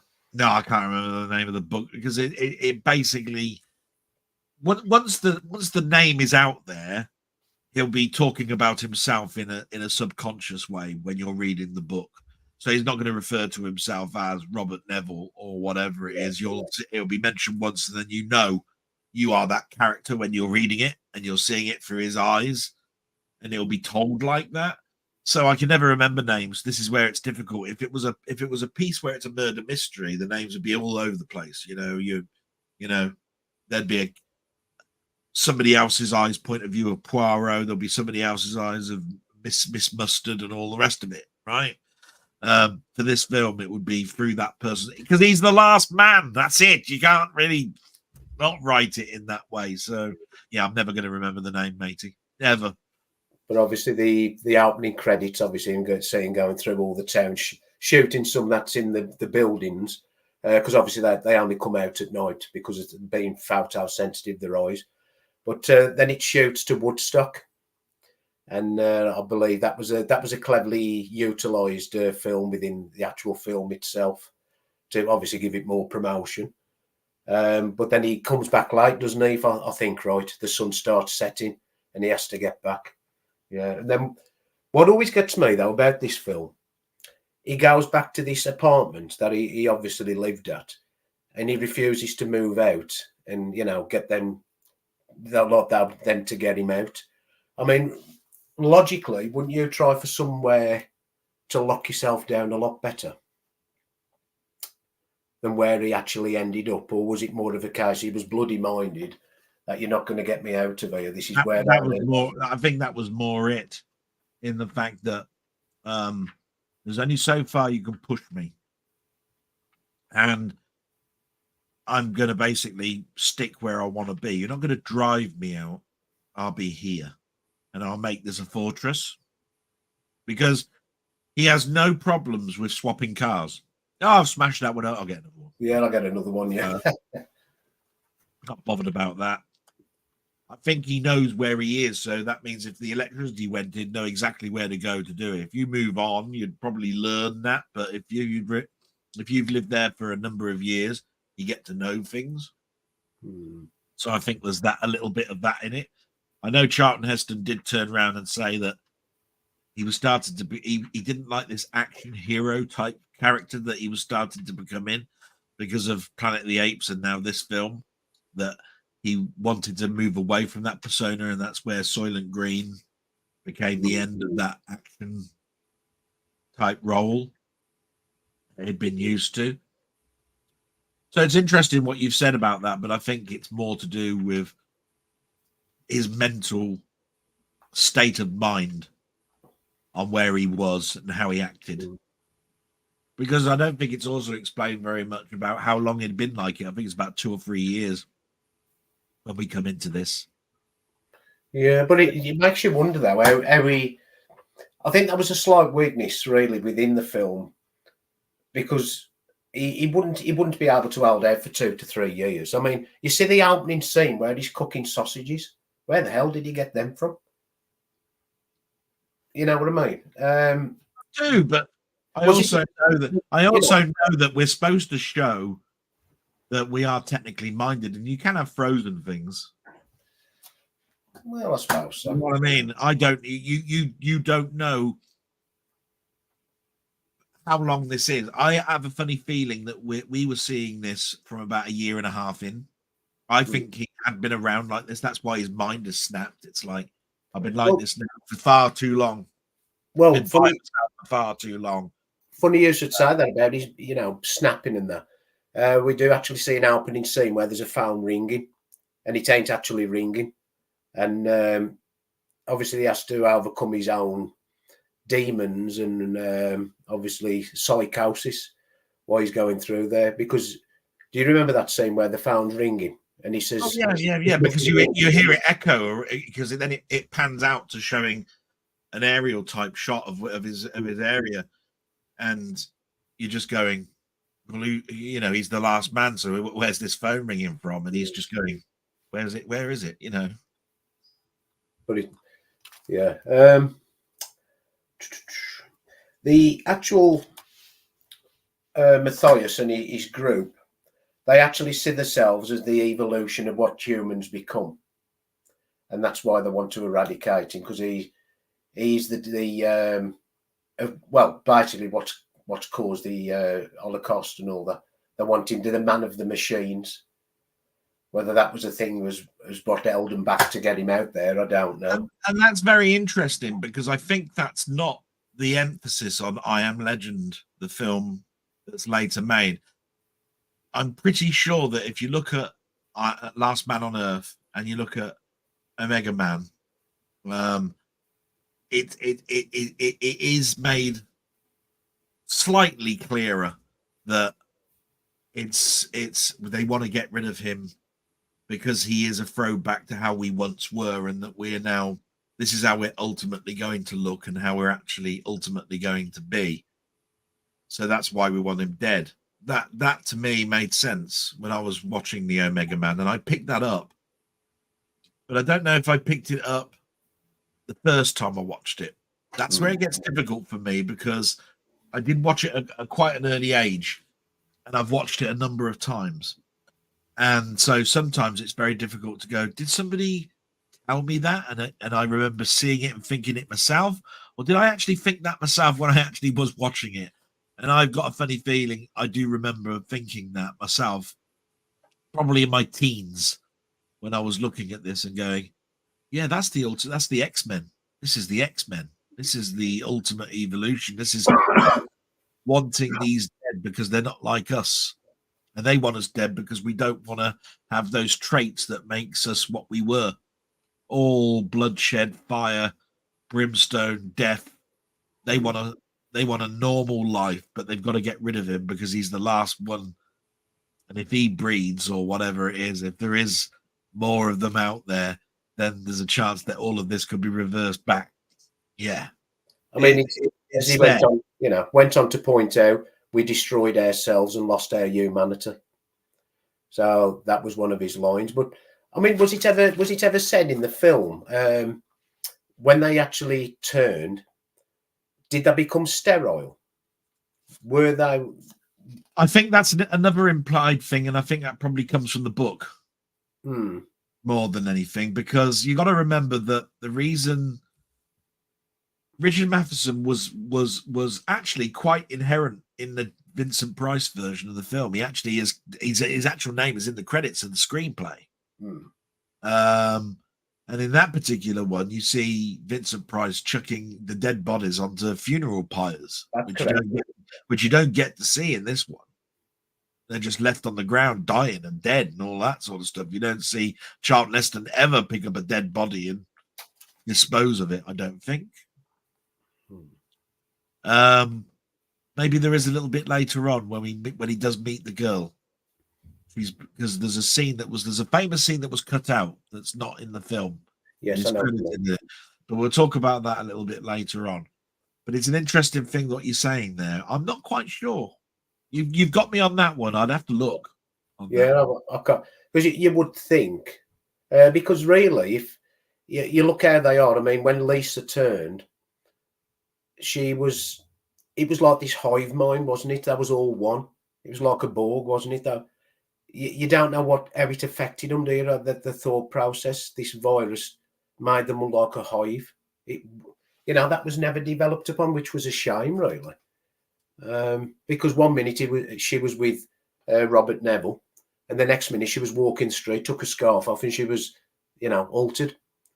And then I think that's the funny thing about higher evolution of our lives. Like, if you ever watch an Outer Limits episode, there's always something that's changed. Like, we had 5 senses, now we've got 7, and one of those senses is now sort of like on the back burner, or we evolved so high that we just turn into a blinding light. So we're a talking light bulb, basically. So when it comes to we've turned and it's sort of like a hive mind, I totally get that aspect of it. Because who's to say that they don't all think like a hive, but you cut one and they feel it. Like the Vulcans, they're not hive mind. They don't, and there's a close proximity, but they're not empathic. Yeah. But Spock over a great distance knows when 360 of them have suddenly all died all in one go. Because there's something about a force in the universe that you can feel a tremor or something. There's something that's in your head. And I've always felt that myself. When I was a kiddie, I always thought to myself, can I hear the grass scream when I stand on it? As if they had mouths or something, right? And I always thought, just like Spider-Man, he's got this sense that he knows that there's impending danger. And I always thought that I could feel that. I knew that was going to happen. Or I knew something like this. It's almost like, for a second, my eyes were the eyes of that bird that came swooping down and nicked that mouse that was on that was in the hedgerow. I was going rabbiting with my dad. There I was. I could see it coming in. And I swear to God, I thought I was the eyes of that bird at one point when it was coming down. And I don't know why. But that's just me. That's me wishing probably something like that happened rather than it actually did happen. Yeah, it's a shame it's never explained, it's just one of them things. But another interesting fact about the film is they filmed it on weekends in Los Angeles when there was nobody about. Can you imagine nowadays going to an area and saying there's going to be nobody here with the amount of population? Yeah, apparently if you look really, really closely, you can see the odd person or a car. That's what I've heard, but I've never looked that closely at it. But yeah, it's I think the opening sequence is the only one where they actually asked for people not to be around when they were filming the car sequence from a distance that was coming in. Otherwise, it was done quite close shot. There was only a couple of times where he was going around with his stopwatch on, going around all the big cities trying to actually find the people to kill them. That's where that phone call ringing that you hear.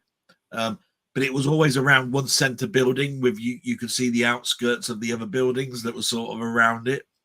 But it makes it look huge. And it's because it's what they've centered on one building with a big fountain that goes all the way around it. You think about it, really, that's like concentrating on one building in London and just panning back a little bit. Your brain naturally thinks, oh yeah, the rest of it is empty. But the cinematographer's been really, really clever and basically made you think that by concentrating on that and showing you the blanks around everywhere else, and you naturally think, wow, the rest of it must be like empty, totally like that. What's that? Because it's subliminal. It's in your head. You're going, wow. Yeah. But I think one of the most talked about scenes, obviously, was in the film, is that obviously the interracial love between, obviously, Heston and the Lisa character. Now, this was the first time on a film that it happened, but obviously we know within Star Trek it happened. That's when it happened in the TV series, and I absolutely loved what Heston said about. I think it was partly his choice about when this come into the scene, and he said, just think about it. He said the limited choice that you had at that particular point, right, stops the ignorance of seeing each other as colours or race, and seeing each other as human beings. And I thought, wow, pretty powerful scene, really. You just think about it, how many people's ignorance and bigotry would be washed away if he was in that similar situation. Oh, yeah, because when this is occurring, it turns into a them and us. Yeah. It doesn't turn into a huge thing of all different colours, because there is now only them and there is only him. So it's the them and us. There is no race in this, because you've got to have more than one to be a race, and he thinks he's the only one left. Yeah.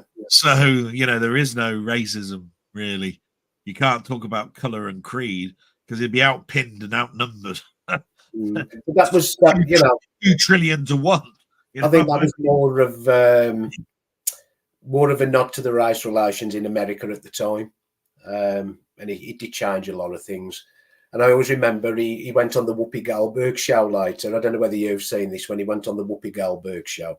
And she actually brought up the scene when he first kissed a black woman on the screen. And he says, well, I can do it again if you want. And of course, they give this big grin, and he just went over and kissed her. And it was just like a little girl giggling, like, Charlton Heston's kissed me, Yeah. But isn't there a famous thing in this particular film as well, saying that she didn't want to kiss him at first because because he was Moses. Because it'd be like kissing Moses. And I thought that's an interesting line. Yeah, that's quite funny. And the famous scene that we were talking about in regards to the baby is cropped up twice now. It's cropped up in the very first film, The Last Man, and the Omega Man, The Last Man on Earth. In the fact that they thought it would be too difficult to show a mother burying their child. Yeah. And in both iterations of that film have that scene deliberated on, and both cut it out or didn't film it. And it's interesting that, because she didn't kill that mother because she could see as a woman herself what that mother was going through when it was burying her own child. And she still held on to humanity, didn't she, at the time? Yeah. Because then there's a big question from Charlton Heston, or his character, in both films. So it would be from Vincent Price's point of view. Yeah, but did you do what I asked you to do, which is kill them all? No, is the answer, because it's the mother burying the child. Do it. It was the emotion of the scene and all that sort of stuff. But I think both times the mother is supposed to have turned around and said, "Yeah, of course I did." Lied. Which, maybe that shows a little bit about humanity then, that women lie and men don't, and all of this sort of crap. But We There you still are.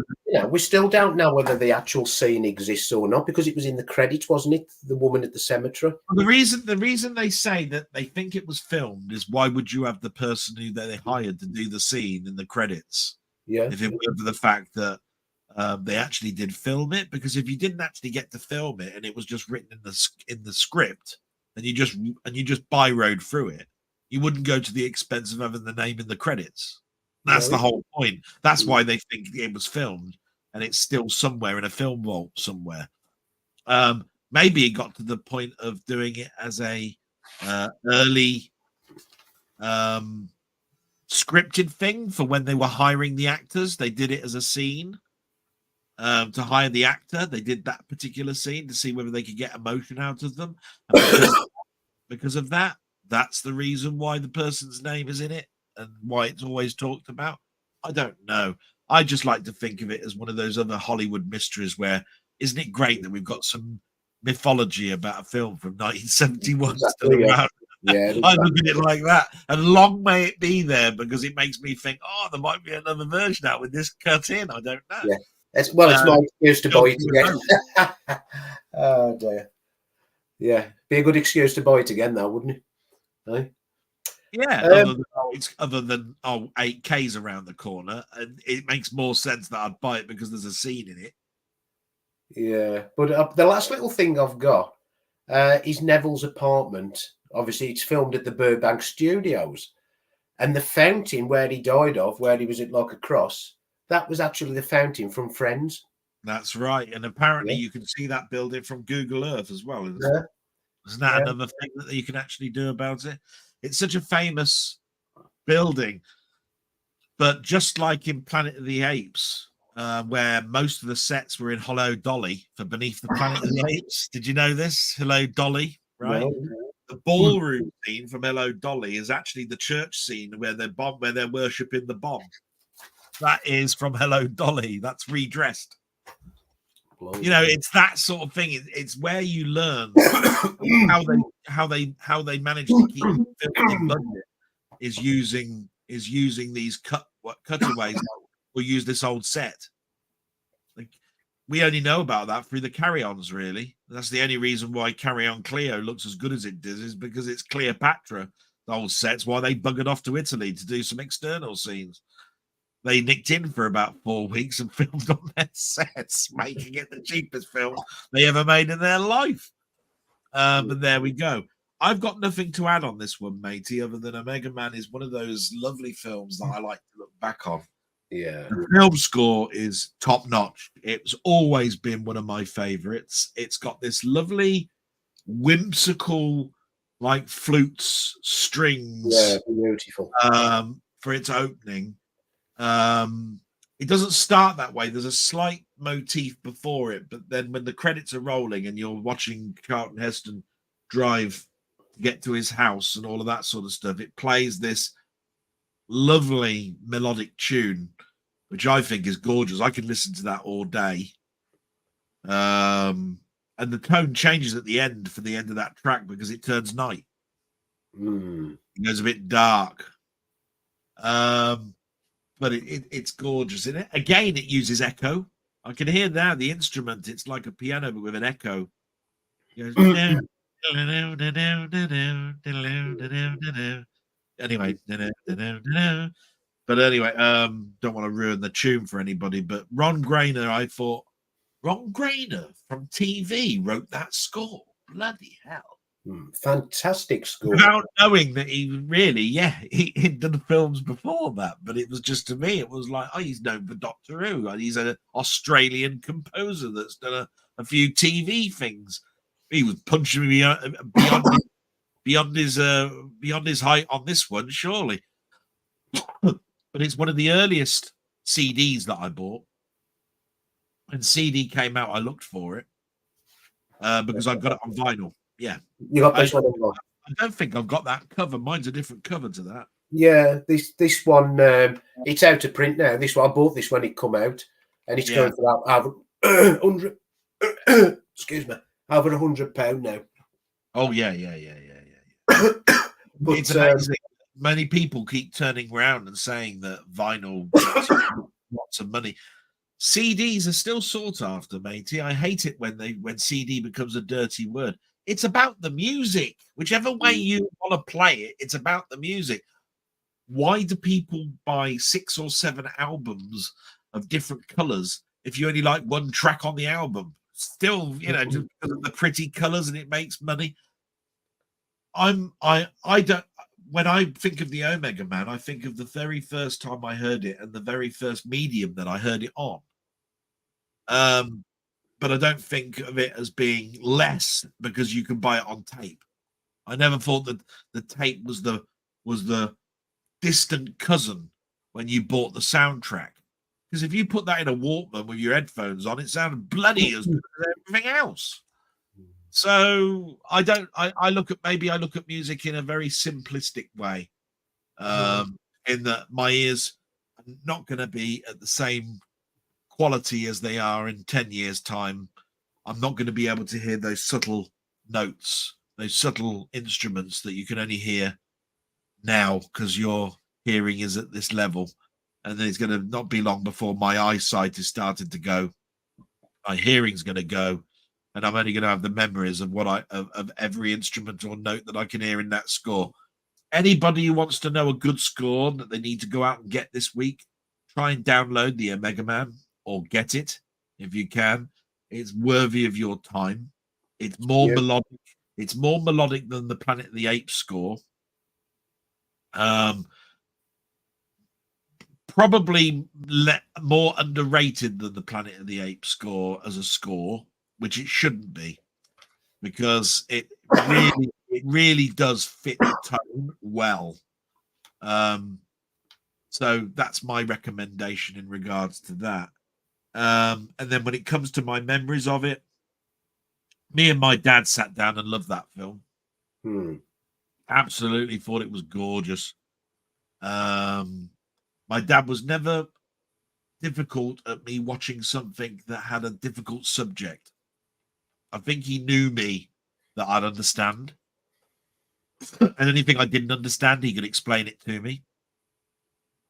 So, scenes like the mother burying the baby and all of that sort of stuff, if it was in it, he'd have explained it to me. But he explained to me, and I remember him specifically telling me, you do understand the significance of the cross at the end of the film. And I went, I didn't know then, but when he explained it to me, I went, oh, it makes sense. Right. I understand it. Because all I saw was Charlton Heston with his arms out wide and in a fountain of blood. I just thought, that's quite a cool ending. When you then have your father explain it to you, you go, oh, wow, what an ending. Yeah, exactly. All right, yeah, But that's because I'm looking at it with the innocent of eyes that don't understand the world. So, to me, I love catching a film like this, an absolute gem. If nobody has seen this film that's in this room today, has not seen this film, watch it with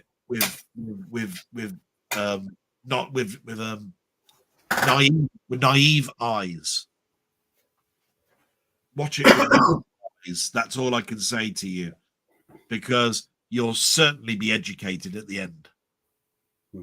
That's all I can say. And I'm going to let you close off with this one because I've got nothing to say. It is not as good as the Planet of the Apes, but it's still a bloody big film in my library. Stands proud.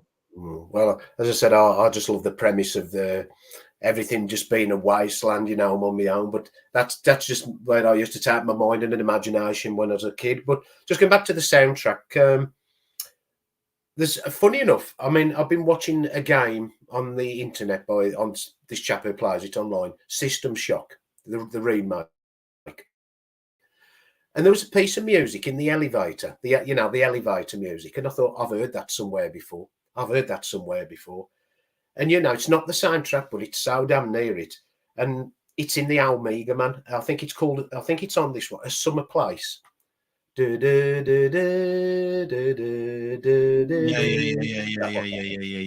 it's so close to it. You got to hear it to believe it. And the only other second thing I'd say, I don't know what you'll know this one. Jeff Love and his orchestra. Disco. There's a track on there of the Omega Man, and he tags 3 of the songs on the actual Omega Man disc, and he puts them all into one. It's very discoified, but not over the top, and I think it's a bloody brilliant track. You sent that to me, and unfortunately I have 2 minds about that. But the reason I don't like it is I could never afford the soundtracks that my dad had, and every time that he wanted that I could listen to his music on my own equipment was when he bought me the Jeff Love orchestra version of it. So there I was listening to when my dad was listening to records and listening to the big Philosonic orchestra's original soundtracks. And when I went into my own room and wanted to listen to my own music, I'd have the Jeff Love's version of it because I couldn't borrow the album off my dad. He wouldn't let me have it. Oh, never. So I always look at Jeff Love's stuff as being that's a time where I want to forget. And also it's what he'd play in the car while we're going on holiday. Because he wouldn't bring his own albums into the car to listen to. We'd either listen to the radio or he'd put on the Jeff Love's version in the tape player of the car. We had a Ford Console, which was the Ford Granada before it was called a Ford Granada. It had a start button. The futuristic car had a start button. Start the engine back in 1966 or 67 or whatever it was. And we drove around in things like Wolsleys and Humber Zeptors. We had these tape decks, but I do like disco versions. I've got disco versions of Star Wars, Star Trek, all of that sort of stuff. I suppose it's because the Omega Man to me has always been the quintessential tune that I've heard from Ron Grainer, and it's not been done by any other orchestra that I listened to. I listened to that and I found it jarring.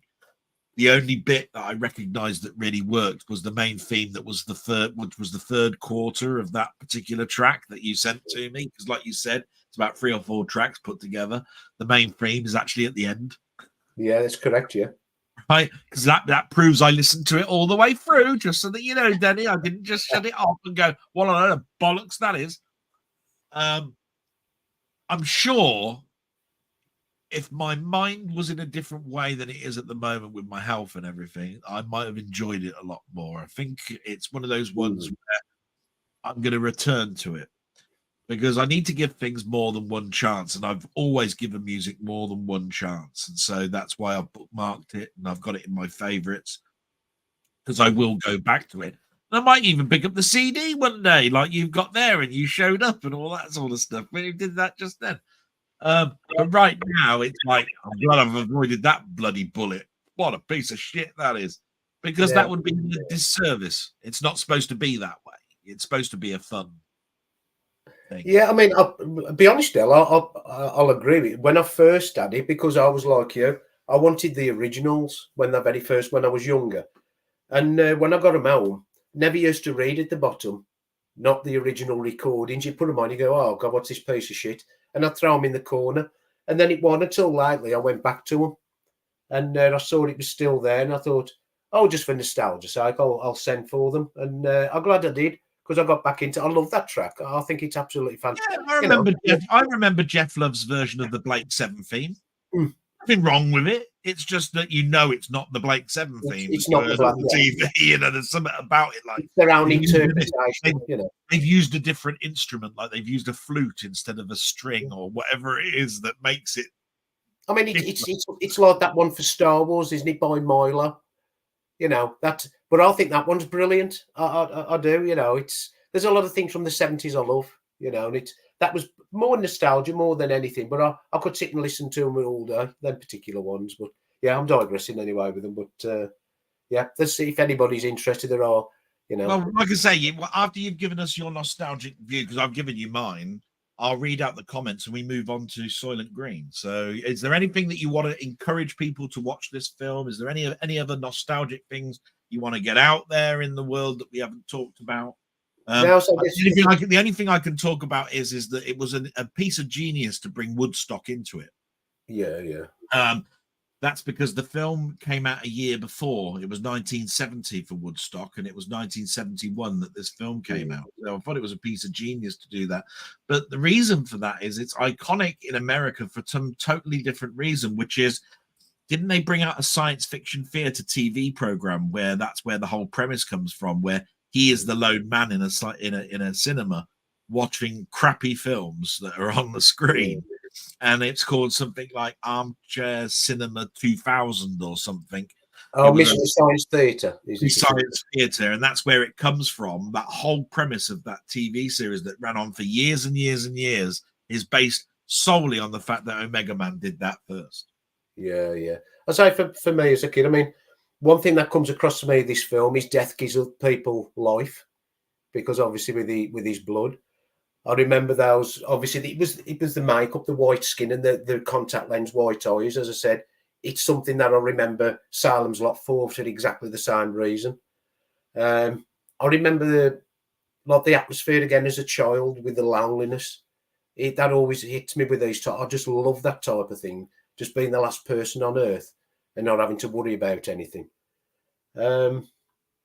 And I just remember the 1970s, the way it was, them are the things that give me nostalgia. But like the Planet of the Apes, if you've never seen it, just put aside a couple of hours one day and watch it. It's probably, I like it as much as Planet of the Apes. All three films I like all as equal. Planet of the Apes is obviously it's got that shock ending, but they're all different films. I'll add one thing to that. Where Planet of the Apes is a perfect excuse to watch a film at any point during the day, but it comes into its own if you watch it on a bank holiday Sunday or something like that. Yeah, that's true. Right? I would say the Omega Man works as a late night film, as a film that sort of like just finished the news at 10:30. You put that film on, the lights are dark, you watch this film, and do it on a Sunday or a Monday or a Saturday, something like those lines. It really does work, because that's when I saw it. I saw it in Movie Drone or something that would have been on a Sunday at 9 o'clock on BBC Two, with some documentary before it, watching the film, and some bloke talking about it at the end. And those would have been on at the weekend, and you'd have been able to have seen it, because even when the film finished, it'll still be before midnight. And therefore it was perfect. But watch it whenever you can. I think you lose something if you watch it during the day. It's supposed to be a film to watch at night, that film, I think. Well, if you're to watch an nervous disposition, and you've never seen it, it's just the makeup. I think it's absolutely fantastic. Just simple makeup, but it just works. An absolute treat. Absolute treat. I'm going to go one further and say it is a visual and aural treat, because a lot of people do turn around and praise the soundtrack, but I don't think they praise the soundtrack enough. They talk more about the book, the film, Charlton Heston, and don't talk about the soundtrack too much. Planet of the Apes is different because it got an Oscar nomination. Omega Man never did. No. And this particular soundtrack was one of those little hidden gems. My dad would put it on, and I'd go, "Do you know what? I don't even know what that's supposed to." I used to know by him putting the needle down on a record that this was from a Western, or it was from a science fiction show, or it was from a comedy. When he put that first track on, couldn't tell what type of film it was. Don't know. For all I know, that was a car driving through the desert. No idea, by listening to the main theme. Now, I look at the main theme and I can't think of anything else but loneliness, city, car alone, driving. In fact, it would be great for you to put that main track on, put it in your car, drive around London at 3 a.m. and have that track, because there'll be no cars around. Right, and all you've got is that, and it'll be like, wow, I am the Omega Man. Yeah. That's a good point, I mean? Right. But anyway, if you've got nothing to add, I need to start talking about what people have said, and we then need to move on to, folks, yes, you've guessed it, Soylent Green from 1973. And it will be the last film before we'll see if Ian is still around and we can invite him on. It's getting later again, as always. We're talking way too much. But here we go. Let me see. So the next comment, which if Physical Media Life is still here, says, which Planet of the Apes is a good to start with? There is no, well, I'm going to say there's one or two choices here. Original. You can. Yes, but hang on, let's give him the option. I will always say it's the first one. However, you would not be wrong with starting 3 or 2. And the reason for that is it's a round robin film. It goes round in a circle. So you could start off with Escape from the Planet of the Apes and basically go round to the point where the world is blown up, and then that would be the end, and the third would then become your first film. You could watch it from the second film, which is the world blowing up, and then go from that point. Or you could watch it from the first film, which everybody does, that goes to the realization that we're on the Earth, blowing up the Earth, start going time traveling back to 1977, moving forward to the point where we blow ourselves up again in the second film. So I'm going to say to you, in order 1 to 5 is the way I would go. But don't feel that you're in the wrong if you watch it from number 3 onwards, because that is another way of looking at it. And I have watched it, by the way, from number 3 onwards, and the tone is weird. If you ever do that, Denny, if you actually now listen to what I've just said and go, do you know what? I'm going to try that then. I'm going to watch it from number 3 and then go back to number 1 and end with number 2 and see what it's like. It's a totally different, it's a weird thing, but it changes the pitch totally. You do that. Works really well. Weird. But anyway, that's my answer to that one. Always never feel threatened to ask the weird question like that, or to get a negative answer, because you're not going to be shot down for thinking outside the box. And that is one way of looking at watching these films, right? So here we go. We've got then Cy Robson. He's put, I remember watching the Omega Man when I was 10ish. This was the first movie that made me realize that I liked more grown-up movies than the generic kids movies I was watching at the time. Then we've got Andy's Cardboard Star Wars. By the way, Cy Robson, I totally agree with what you just said there. I can imagine that it is more a grown-up film because there's hardly anybody in it. And they're all grown-ups. Where are the kids? Well, that's weird. Right, ain't many kids in that film. I'll tell you that now. Have to agree, Omega Man is the best of the 3. I keep hearing that they're making an I Am Legend 2. Not overly keen. What do you think? And I think David Retro said, isn't I Am Legend 2 going to be a prequel?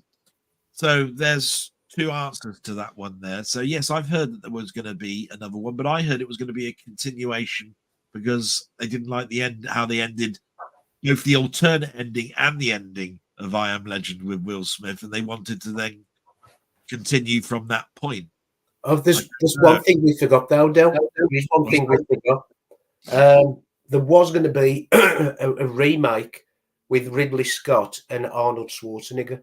That's right. I knew Arnold Schwarzenegger was going to play Charlton Heston's role. And he was Ridley Scott that was going to direct it. But what they put forward to the 20th century, was it 20th Century Fox or Warner? 20th Century Fox, yeah. That put forward. It's Warner Brothers for Omega Man. It's 20th Century Fox for Planet of the Apes. It's just what I've just remembered. 3/4 of the film, there was no words, no script, no nothing. It was just him going on a day of the life, going around whatever it was. And I thought it was just too far. It always makes me wonder now, Schwarzenegger and Ridley Scott, what they could have done together. Yeah. What a shame. Carry on talking there a minute, because Ian's just messaged me and I just want to tell him what we're doing, and then I'll move on. So just keep talking for a minute. Yeah, as I say, originally it was just Arnold Schwarzenegger and Ridley Scott, and the actual film was well, there's no script for it really, but what script there was going to be, probably just the last quarter of the film. But as I just said, there was going to be the studio script was just too frightened to put it through. But it might have been one of them groundbreaking films that was, never was. I mean, with Ridley Scott at the helm, he'd have been on to a winner there. Oh, yeah. I don't know quite so much about Arnold Schwarzenegger, but if he's not talking, maybe it would work. Yeah. But whether he's going to be pushed as an action film, which it ain't, it's not. It's not an action film, is it? No. So I'm just going to go down the rest here, and then we'll get to Soylent Green. I've just messaged Ian, so he will be coming on at the end. Okay. All right. So we've got Stephen Taylor here saying, "Hi, Denny and Del. I've never watched the Omega Man, and it's got me it got very mixed reviews. Yes, it did. Critically, it didn't get a particularly good. I might give it a watch after watching your stream tonight. I tell you what, I think you'll be pleasantly surprised. Is what I will say. I'm not going to say it suits everybody's tastes, but to me, I hit it at a time where it was right. I think that's the best way to say. It was the mood. I was watching it at night. It wasn't during the day. I was watching it by myself. I watched it on a second time with my dad, who explained bits that I didn't understand. It's almost like the stars are like worked. Do you know what I mean? But for you, it might be different. You're looking at it with more ancient eyes. I don't know. Never listen to critics. Never ever listen to critics. Right, I never do. So then Physical Media Life has then turned around and said, I'm still listening. That's good. And then we've got Ian Hill, the Rabbit, saying, I'm still here. Omega Man memory for me is Woodstock, which I love the director's cut, of course. And he'll be talking more about that towards the end, so we won't reiterate too much about our nostalgic point of view on that. Then we got Cy Robinson saying, I've never seen Soylent Green, but I have got it on DVD. I know roughly what it's about, but to avoid big spoilers, I'm going to stop watching and watch the film now, then watch the rest on catch-up. Good way. Because I tell you what, if you don't know what Soylent Green is, you do not want to watch this discussion. There's no way of avoiding us talking about it, I think. No, there isn't. I don't think there's any way other than giving a game away. So then we've got David Retro Games played badly. Got to go and do some busy things. You don't.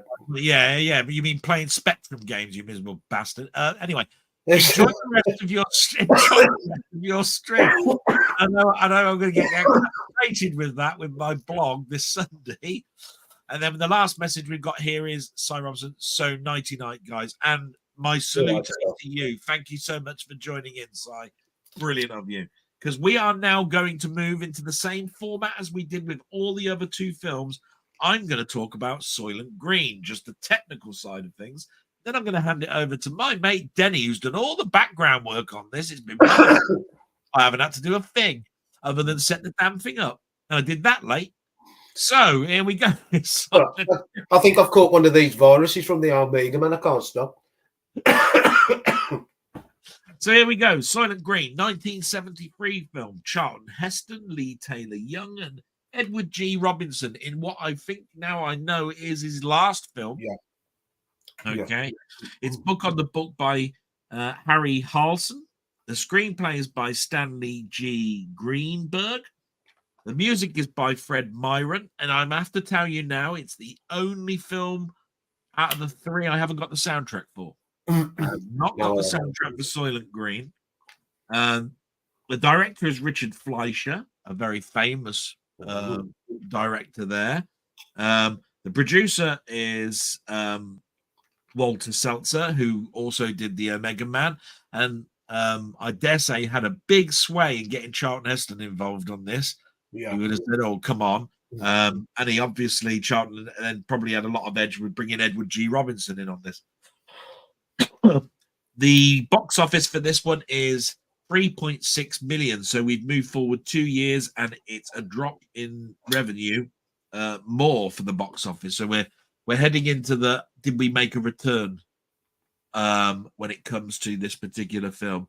It did make a return. I did read it. So that is the technical side of Soylent Green. And I now turn you over to Denny to talk about it if he's not eating. Yeah, it's a throat sweet. Now I'm not eating, it's a throat sweet. Right, I'm losing my voice. Right, so as you said, it's a science fiction conspiracy thriller. it ain't just about Soylent Green. There is another story to it as well. As you say, directed by Richard Fleischer, also known for doing Fantastic Voyage, 20,000 Leagues Under the Sea, Conan the Barbarian, and Red Sonja.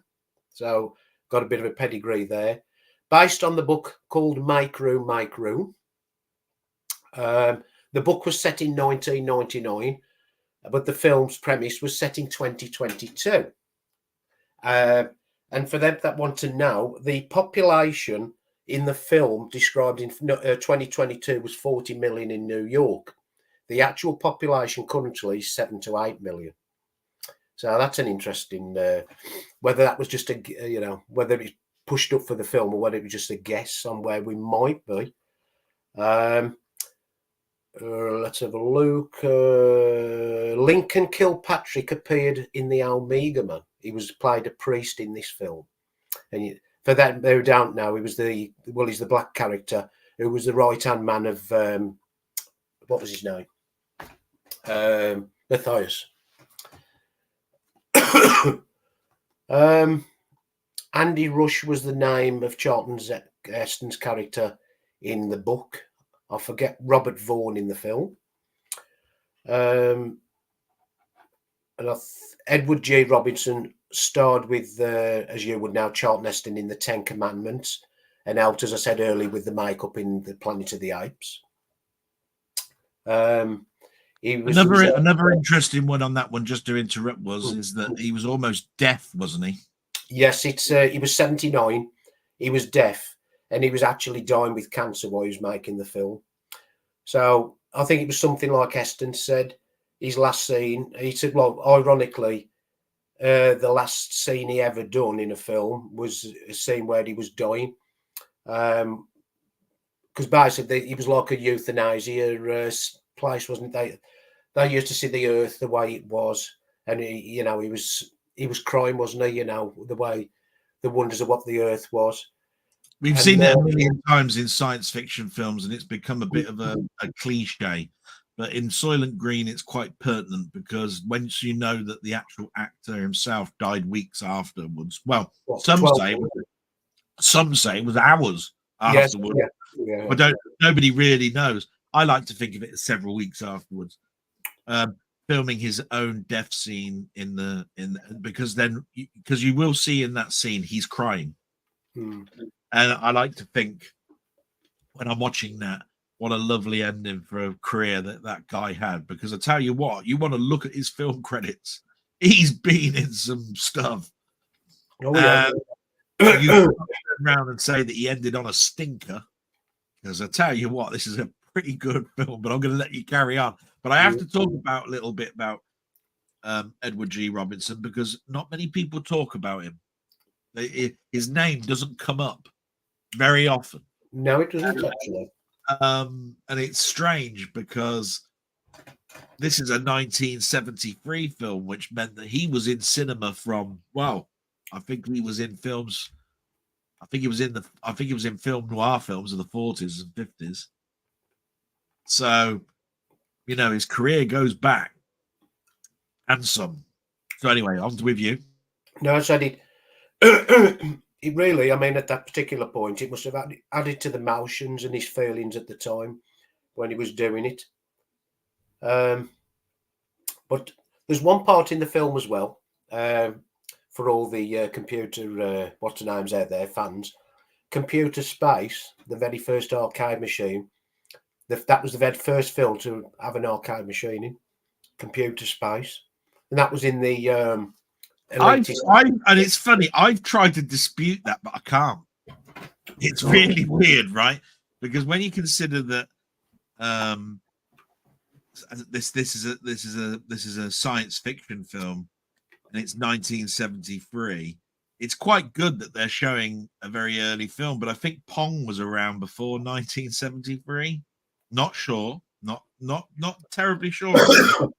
So Space War, its futuristic cabinet, which is all molded, by the way, is about right. But I can't dispute it. I have to turn around and say that. Even when you think of Jaws in 1974, that was a mechanical Jaws.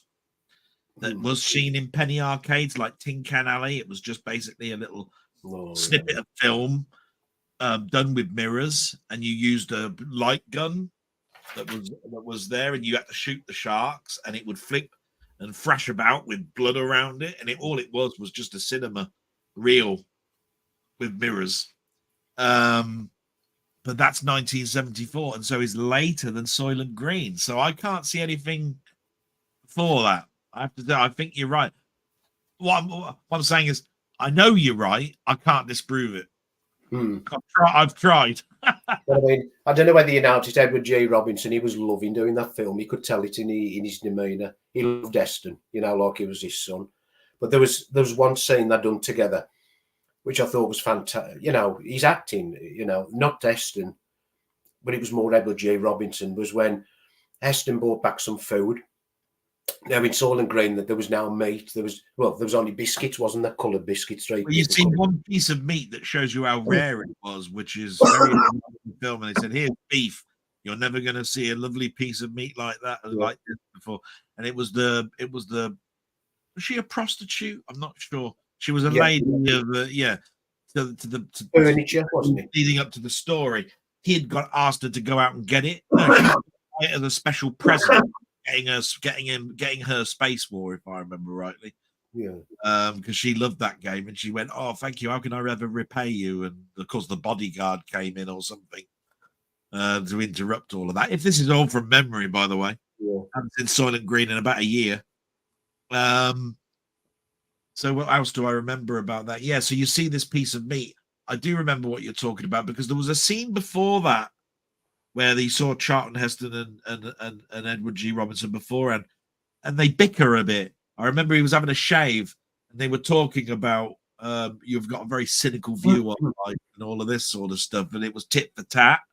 And I remember that Charlton Heston went off, leaving him turning the electric on with a bike. If I remember right. Weirdest thing was watching this 70 or 80-year-old actor trying to keep the light alive.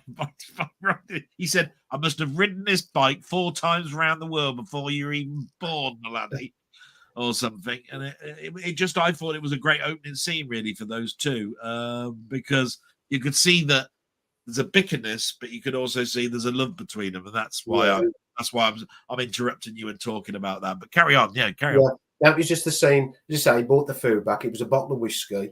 I mean, whiskey must have been what's now. There was lettuce, meat, which he made into a stew, an apple. And basically, he says, "I haven't eaten like this in years." And I remember that scene where he opened it and he was crying. And that's when he said, "I haven't seen food like this in years." But it was the part I loved about the whole scene was Heston didn't know how to eat it, because he brought out the cutlery, and he had to watch Edward G. Robinson eat to know how to eat with the cutlery. That's right, because with the opening scene, which you have to watch to understand the film, the conversation they were having together was that you won't remember this because you were born into this environment where we've been eating Soylent, this product.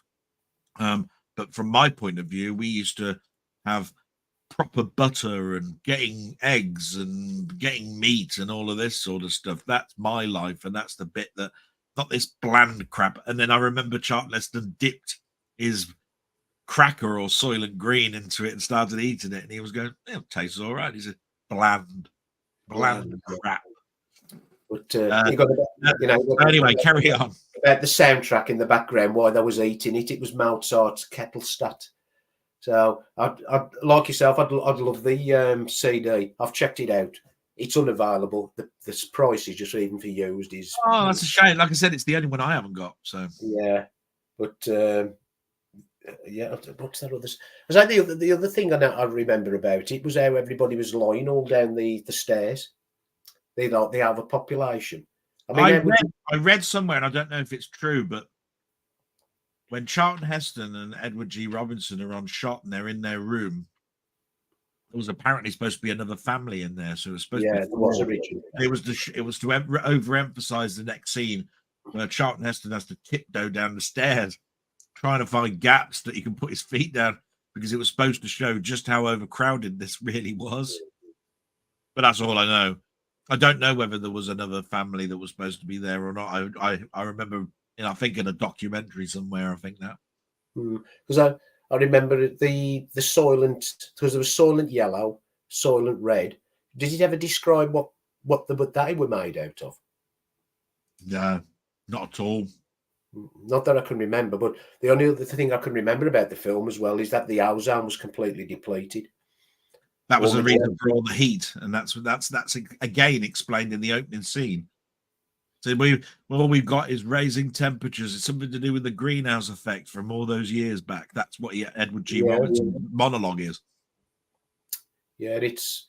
I mean, you think they're talking about the ozone back then, So, but yeah, all in all, it's. I mean, I remember David Attenborough talking about it, saying if we keep going on the way we are, that there ain't going to be enough land on the earth to sustain food for everyone.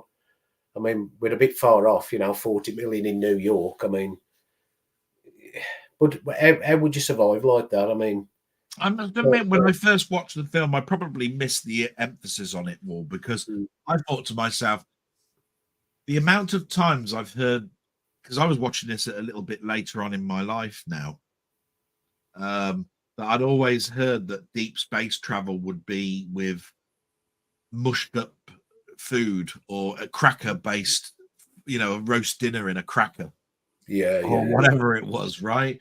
And most of the science fiction stuff that I'd read in comics and most of the science fiction I'd watched seemed to indicate that they were drinking through a straw anyway. So I was going, what's the difficulty of now this product that is just called called Soylent Green? Why am I upset about this? That we're eating things that are made like crackers, as long as it tastes in different flavors. But then, of course, that's not really mentioned. They don't talk about the blandness other than what Edward G. Robinson said about it, which is just bland. So, that's not to take away from what the actual Soylent Green product is. That was the thing that came across to me was the overcrowding I can get. I then later on, I remember seeing the poster of it. I couldn't believe the poster. It was showing this pickup like truck scooping with a scoop, and it had people nearly hanging out from it. And that apparently is in the film. And I looked and I went, yeah, it is. But it wasn't being used like that. I think it was being used for something different. And each time I go back to Soylent Green, I don't really totally get the emphasis on the photographs that are being shown as montage at the beginning, because there's scenes of farmyards and people in the farms and graying grass and all of this sort of stuff. Eventually you see waste and tips and those digging machines and all that sort of stuff. And I'm going, well, yeah, but we've got them now, but we're not in a dystopian future yet. So I was looking at it and I was going, I think that probably could have been improved now, because I think what they were trying to show here was a timeline of how things went from here to here.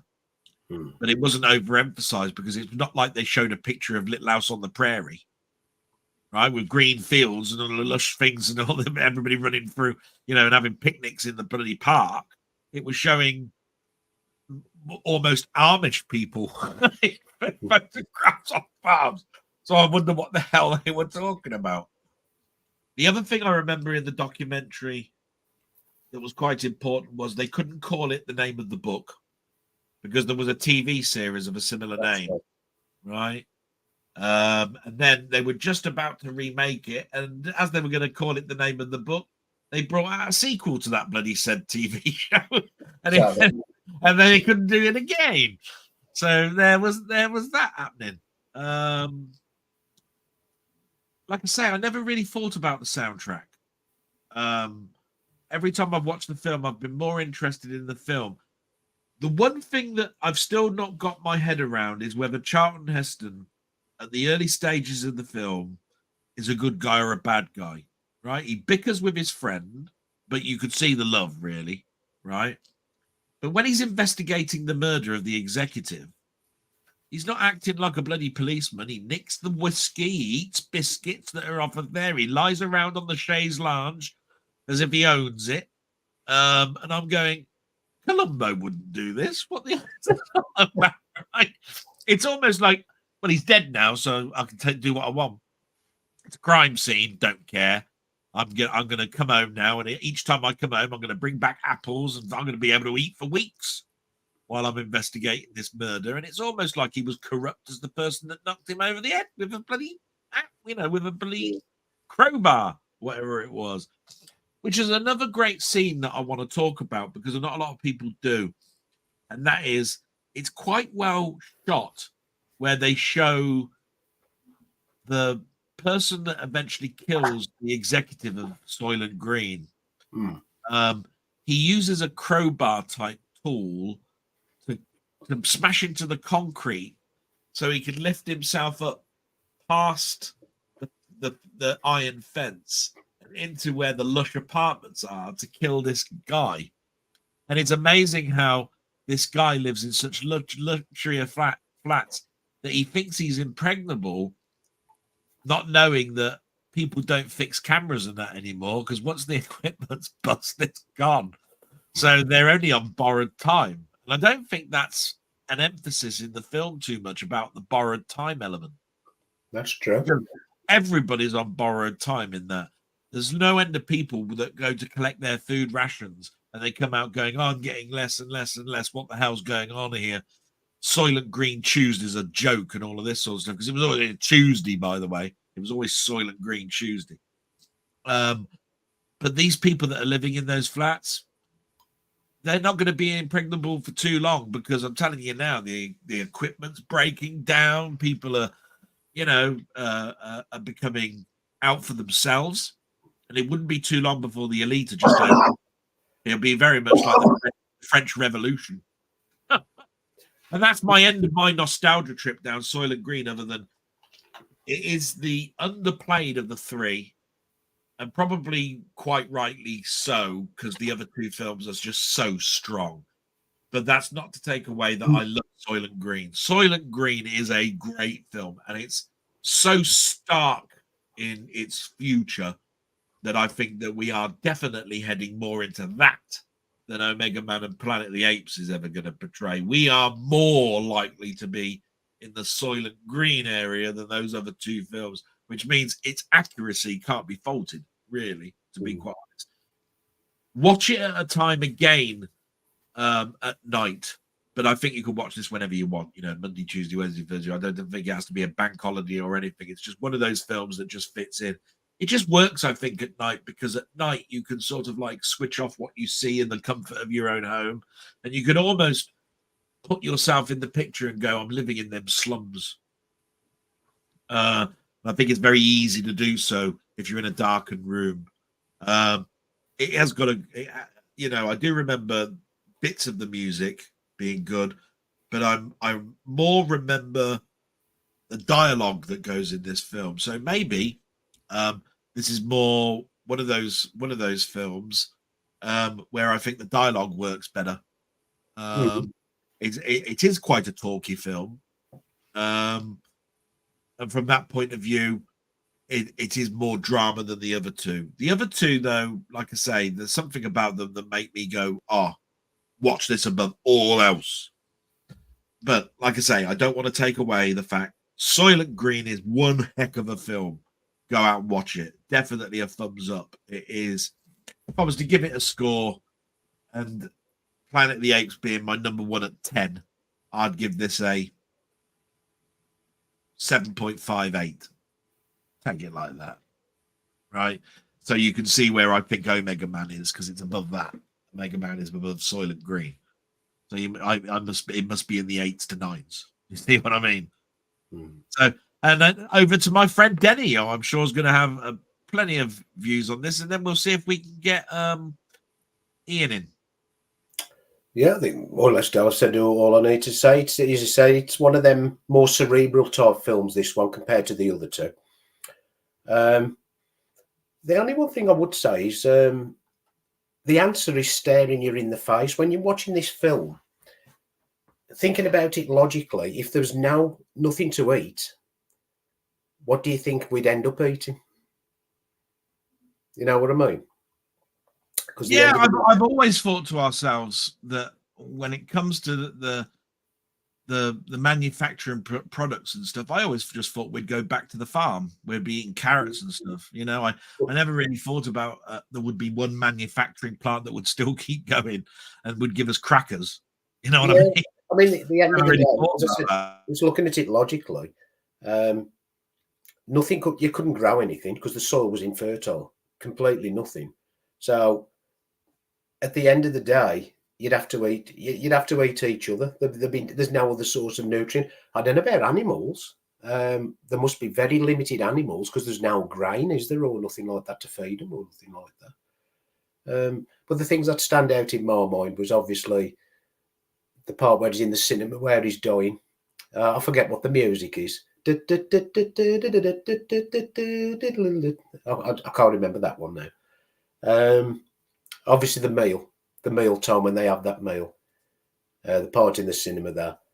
And I actually like the opening scenes because it was a case of what was isn't now, like what we had this is what we've got, you know. Yeah, I do like it. As you say, probably Soylent Green's my least favourite out of the three, but I'd still give that an 8.5, especially for the story and all that. And the Almega man would be 9.95, and as you said, Planet of the Apes, that'd be a 9.5/10 to me, that one. So yeah, I'm liking when the marked it. I was just going, you know, if you went 10, 9, 8, it wouldn't be wrong. You know what I mean? If you were doing 10 and then the other one's 9 and the other one's 8, you wouldn't be wrong. 1 point off of each. I was just saying, from a certain point of view, there were bits that I didn't get, and there was bits that were quite clunky. I don't think they handled the prostitute very well. Her character, she could have been there or not there. Furniture, wasn't that called? Well, it's furniture, yeah. You know, so there was stuff that I'll be honest with you, I didn't. Things that blew my mind, like the death scene for and then the actual investigation, and then the reveal, which are brilliant. They're not Planet of the Apes end of film brilliant, but it was still a brilliant end. Like you were saying, the fertile land and everything, so everything would have to be produced and be done in a factory. I've always been told that when we die, it'll be things like the insects of the world that will continue to live. They seem to be more hardy. So I just thought to myself when you were talking about that, so is there a Soylent Green special edition with stick insect flavor addition or something, you know, because they're the only things that are left living, because like you say, there's no dogs, no cats, probably Chinese or anybody have probably eaten them right at the very beginning. You know, they're all gone as a delicacy, including all of the boiling of the oceans. You don't really know about how much the ocean has been stripped bare, or whether the ice caps have melted to the point where we've got very little land mass, which is why we're so in short space of stuff. So you just don't know what the fish life is like, you know, because that's the other thing. I would have thought that Soylent Green would have been made out of, you know, plankton or fish or something, where I thought it was coming from. I mean, there was one weak scene, I thought, and that was the one where they were scooping them up and throwing them on the back, because all they do is get out again. I've never seen the actual what's the name? Mind you saying that water cannon, is there enough water to spray on them? You know what I mean? Yeah, that's about it then. I think we'll get wrapped all three up quite nice. Yeah. I mean, we're still waiting for Ian. I've actually sent him the invite. He hasn't actually come back to the studio at the bottom down here. So all we can really do now is just deliberate. And as I said, I think that these were all showing 3 dystopian different types of futures. I think we're more likely heading towards the Soylent Green one. We'll just see what other people have talked about while we've been talking about it. Hopefully some people have been talking about it. I don't know if I showed this one. I've never seen Soylent Green, but I've got it on DVD. Yeah, we have had that one. Ian's just about coming on. Got to go and do some busy things. Enjoy the rest of your stream. That was from David. Siren says, so nighty night, guys. Then we've got Colin Jones saying, unlook.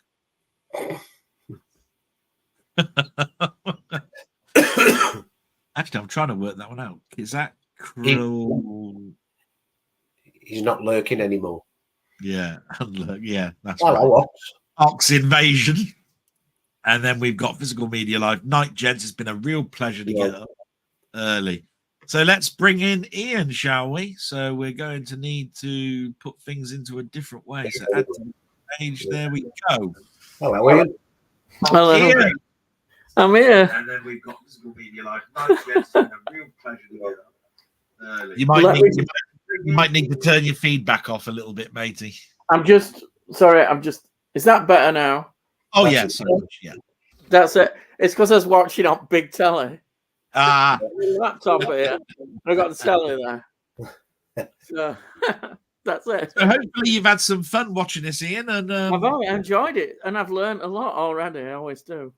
Well, I'll tell you what, we're going to give you free reign just to talk about A, what you've learned, B, what your thoughts are. You can go through these films in order, Planet of the Apes, then Omega Man, then Soylent Green.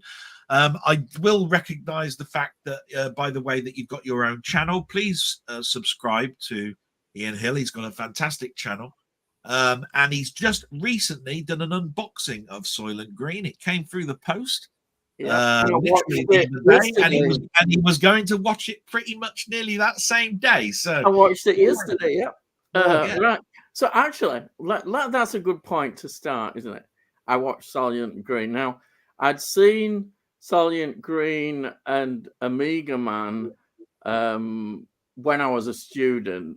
So that'd be late 70s. We had a film club and we watched all these films, about 3 or 4 a week would come in. Anyhow, so Omega Man, I think I like it better now than I did then. It's one of those films that time has really, I think, been kind to. You watch the film, but it is through nostalgic eyes. I mean, you can see straight away when it was made. The contrast with like just the interiors, the decoration, it's so 70s. You just see all that and the fashions and everything. But I rather like that. I think, it's really good. And I think the weakness of Soylent Green is, I think you've hinted at it, is the script. That is some of the problems, that the characters perhaps are not as sharp as they should be. And Charlton Heston is interesting, the way he plays it, because he's not really always very likable, really. He's kind of emotionless. The society that he's in and what he's seen has kind of created a harder edge to him, and he's not very sympathetic. Okay, his relationship with Edward G. Robinson's character is really touching and good, because he obviously has, a lot of affinity. As he says about him, he's always saying about him, loving him and what have you. And that is good. But outside that, you don't get that. As you said, like, he's walking around helping himself in apartments. Flippant was the word that I used. It was sort of like, I can get away with doing what I want because I'm the chief investor. He doesn't think about it. He just does it. It's like every character is always, I can't like this, is everywhere they go, they're always looking for food. They open the cupboard and it's just like, oh, we got some food. And everybody's always, it's this obsession with food, which is quite nice. But I think Charlton Heston, he plays it well, but you don't have a lot of sympathy with him. At the end, I wasn't particularly upset that what happens in the last scenes with him. You don't feel that closeness. Whereas, in some films, you really are with the main lead character. You're really up there with them, but I don't feel you are with this.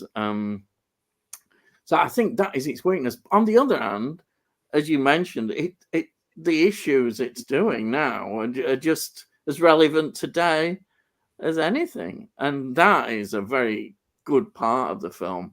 I really enjoyed it. I thought it was entertaining as well, and it's one of those films that you accept it within.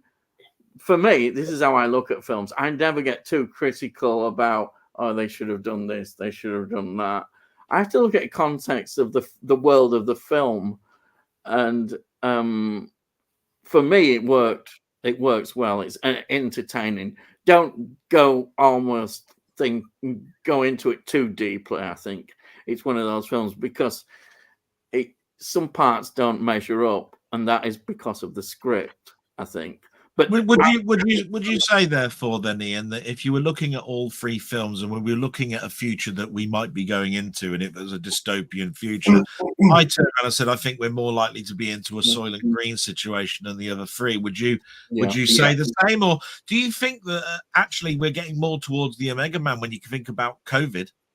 Because basically a pandemic really brought us to a full stop, to be quite honest, and that's more.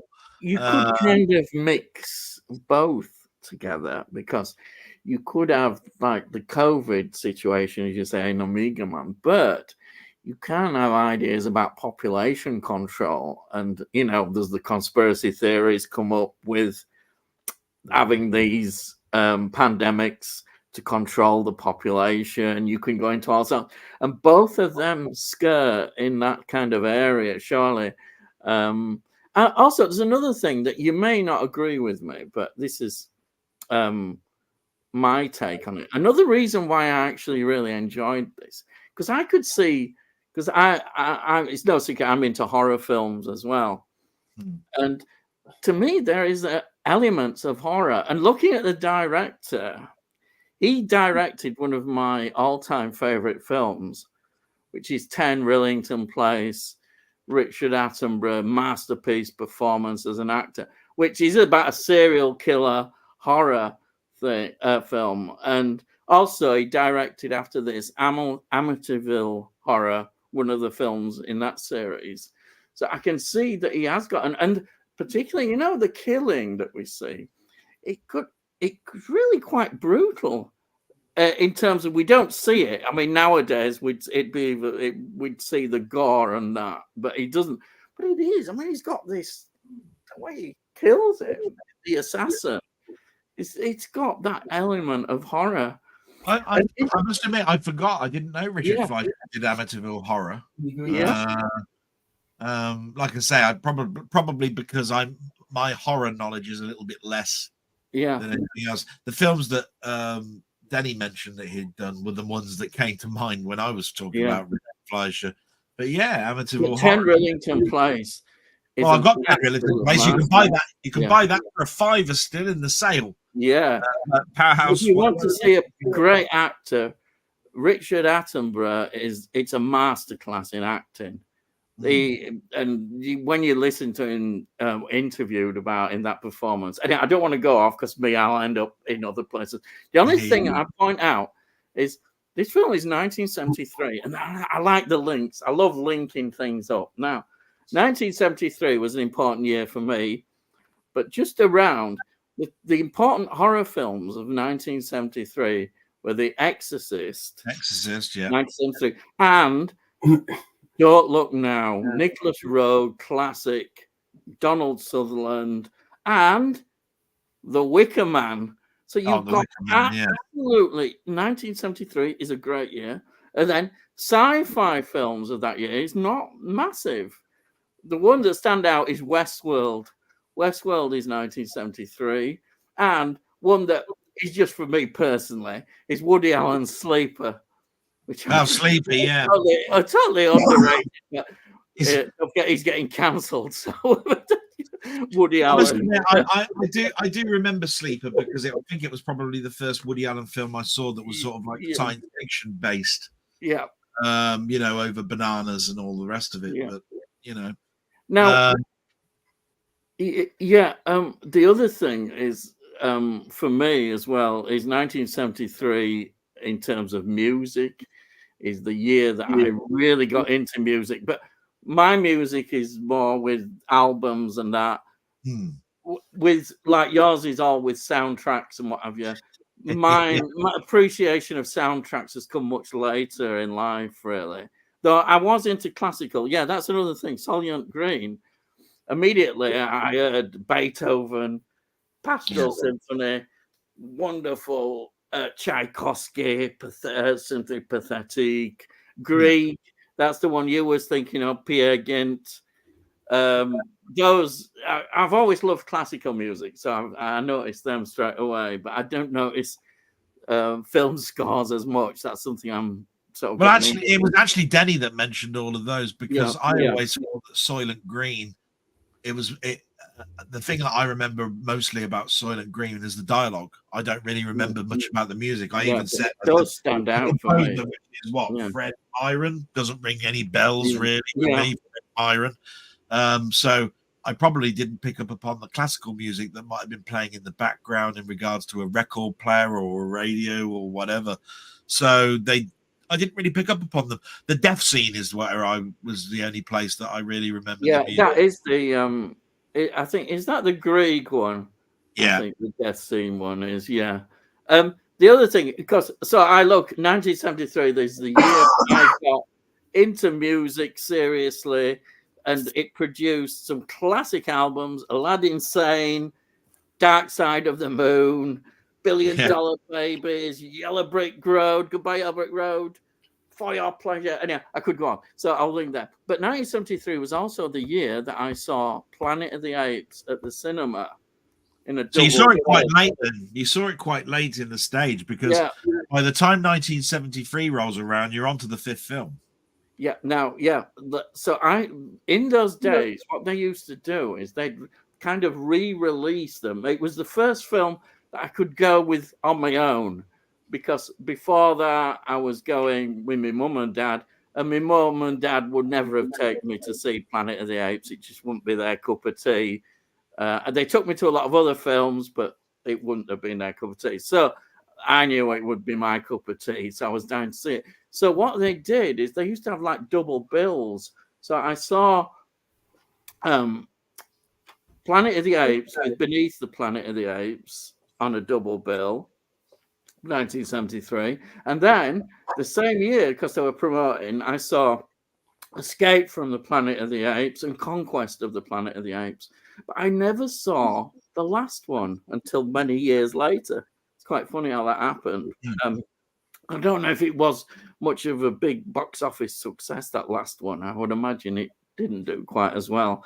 But I'd just like to say, just quickly, Escape from Planet of the Apes, I absolutely loved, and I still do love it. It's just a really soft spot for Escape. I just loved the whole 70s vibe and everything about it. Just such a wonderful film. Anyway, to get back to so Soylent Green, I really highly I enjoy it. I'm going to watch it again easily. I think Omega Man I may well look at and try to see if I can get hold of. There are horror elements in that, I suspect, that I would probably enjoy more. I've got certain memories of it, but not clear. Probably more horror. There's probably more horror elements than the other two films put together when you consider. We think of them until you see the film later on as being zombies or Dracula induced. You know, they're going around killing, they're eating, they're drinking blood, they're whatever it is. They're dramatized as something like that, and they even look like that because of the makeup. So from a horror perspective, they are the enemy trying to get into the house that you've always been scared of. In regards to horror films, you're the lone person, and people are trying to get through the windows or whatever it can get into you. So I mean, for me, that it's more horror orientated than the actual. Horror and sci-fi are always a great mix. It's my favorite mix, horror and sci-fi, and to see it in these films. That's why I saw it in Soylent Green. Obviously, I think it could. I mean, it's not dominant in Soylent Green, but it's there. I noticed it. I think you did mention one thing, and I kind of agree with you. The scoop scene. It's not much. It's the way it's edited in the film. it doesn't really have any impact. It looks a bit silly, actually. Yeah, I it's a don't know. huge thing in the poster, and then it's really next to nothing. It's the way it's been edited and put together. They could have made that actually more frightening. They could have really done. Am I right in thinking, Denny, that this was the end of that particular lot for the 20th Century Fox or whoever it was? The cinema lost their studio, and it turned into a housing development plant. And that was the last film filmed on that, which is why it was so destitute and terrible to look at, and why it was all falling to bits. So it was the last shot. That whole street scene it's been seen in so many films, but you wouldn't recognize it when you consider the fact because it's the last film they made on there, and then it was a housing estate. Yeah, I remember reading up about that. Yeah, it was the last one, so they just let it overrun. So it looked derelict for the actual time period and for the film and what it was trying to do. Yeah, yeah. So I think overall, with Soylent Green, I enjoyed it. I really enjoyed it. I think I enjoyed it more now than I did then. So I'm really pleased I've got it into collection now. So I need to keep building up more of these brilliant films. Also, just a word then about Planet of the Apes. Why is it still such an impact as a film? I think, yeah, obviously the ending everybody will talk about forever. But if I look beyond the ending, there's something, the way it builds up, the early scenes, you know, when when it crashes, that anticipation, because you kind of know that that what they're going to happen, and when the impact, that hunting scene jumps onto the screen, you see the nets and the humans. That is wonderful. That scene, it just so sticks in my mind. You're thinking, wow, if you're not seeing that, for the first time you see it, this is really. I'll tell you something that you've just highlighted to me, which is a beautiful dovetail in the film that a lot of people miss, and that is that Taylor is one of those people that hates mankind. He hates mankind. He talks about it at the beginning. Mankind's bloody awful. Yeah. Okay. And then when he's alone and he's trying to tell these apes that basically you were in cages and I was, he's sort of like trying to turn things around. I think he over dramatizes the end picture, really, because before then you're along the beach and you're going into a cave. And again, you're talking about Diggs, and it's got some eyeglasses and some false teeth. And he says, whoever was here before seemed to have had the same sort of traits that I had. Look, this guy's got fillings in his teeth, so obviously he didn't keep very good care of his teeth. He's got glasses, so his eyesight's starting to go. And he's even got a doll that talks, and it goes, Mama, and you turn it upside down. And this is where I was going, hang on a minute, this is bloody Toys of my era and all of this sort of stuff. He's definitely on Earth. How he hasn't cracked on that he's not on Earth now, I don't know, because basically you've just there's no way that these alien tribes or anything like that invented the eyeglass, the talking doll, the false teeth,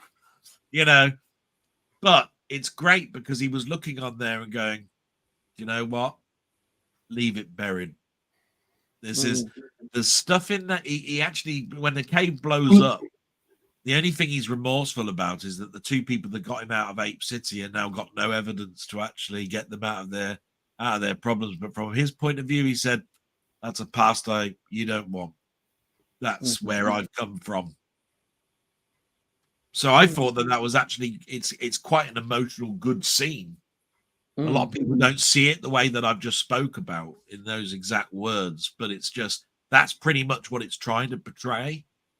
I hated it. I'm looking at this and you can see in his face, oh, this is all familiar. But in the end, he's going, this is a time that you don't want to know about. You don't want these people. These people wanted war, wanted to destroy things. Was only happy when they had a gun in their hands and shooting at themselves. That's what's in this cave. You know what I mean? And I just thought, how poignant is that? It's funny, there's a little scene that always stood in my mind because it's like saying about rebellion. You know, there's the younger ape who joins Cornelius and sorry, what's her name? Zia, is it? Sorry. Yeah. There's a younger lad, there's a younger chimpanzees, and there's a scene about this Charlton Heston talking to him, and he's having a shave. He's having a shave, and I was like, oh, and it just stuck in my mind because it's that sort of, when this film was made, sort of the hippie kind of thing. And he's saying, he says something about, well, in my time, when you've got a beard, it's like a sign of rebellion, even though I'm, shaving it off. And I thought that was supposed to be a sign of that he's growing up, a sophistication. Yeah. He said, didn't he turn around to him and say, actually, you seem less evolved now that you've taken that beard away. It's almost like you're not as sophisticated. Preferred you with the beard. But he was saying, he sort of encourages him, saying, keep rebelling, which is an interesting thing. He's saying, keep. Yeah, I never thought it was a rebellion thing. I just looked at it as you don't look like an adult anymore. You look like a child, because you've shaved off the thing that makes you look an adult. Yeah. I don't know. I just a scene, that little scene that just stood in my mind, really. I don't know why. Saying that, look, the only people who ain't got a beard is me. Picture, look. We could actually do the see no evil, hear no evil. Which is actually in the film as well, believe it or not. There you go. Oh dear. So have you got any thoughts about the music in the film? Have you got any thoughts about whether you're thinking about buying the soundtrack to them on CD? Have you after watching this, is there anything that makes you go, do you know what, I actually do want to do that, or read the book, or read the comic, or go out and get the film, or watch it on 4K for the first time? Or I think I need to watch it again and watch my box set again. I need to get around to watching that as a treat. It's just everybody at the moment seems to be reviewing Planet of the Apes at the moment, don't you? There's a couple I've seen. I must admit, it's almost like there's some sort of anniversary, but of course, Kingdom of the Planet of the Apes is coming out next month. Right. I think that's it. Right. That's why there's this suddenly, and it's like I've seen it quite a lot of times, and I should watch it again, and perhaps, you see, it's only more over recent times I've really started to notice movie soundtracks. Soundtrack music and films has not had that influence over me in terms of the way I look at films. Music for me is always with albums and artists and singers and groups, and I've got a great love of music and albums and classic albums. I love and all that. Yeah, I still can't believe how cheap you got that bloody Kate Bush box set for. I mean, if you ever look on Amazon, right, and you want to buy the first 7 albums in that, because I think it's This Woman's Life or something. I think it's called the box set, isn't it? It comes in part 1 and part 2 formats. It's in two forms. Well, like £299. Yeah, now. I know. Did you buy it on Magpie for something like a £5 or something? No, not quite as that. I got it. I was lucky. I got it when it had just come out. I knew it was. I think I paid about 50, 60 quid for it, which is a lot for me as a Yorkshireman. Oh, yeah. I think you can buy a second-hand one on Amazon at the moment. But if you worked it out, the amount of albums, I think it's $89.99 if you want to buy it. The albums in each box set, it's worth just having. I thought, I've got to have it. It's worthwhile, just to have them. Well, I mean, if it had been 100, I just bulk at it because there's a part 1 and there's a part 2. That means it's going to cost you like 200 or 300 quid if you want both. I know. I'm going that.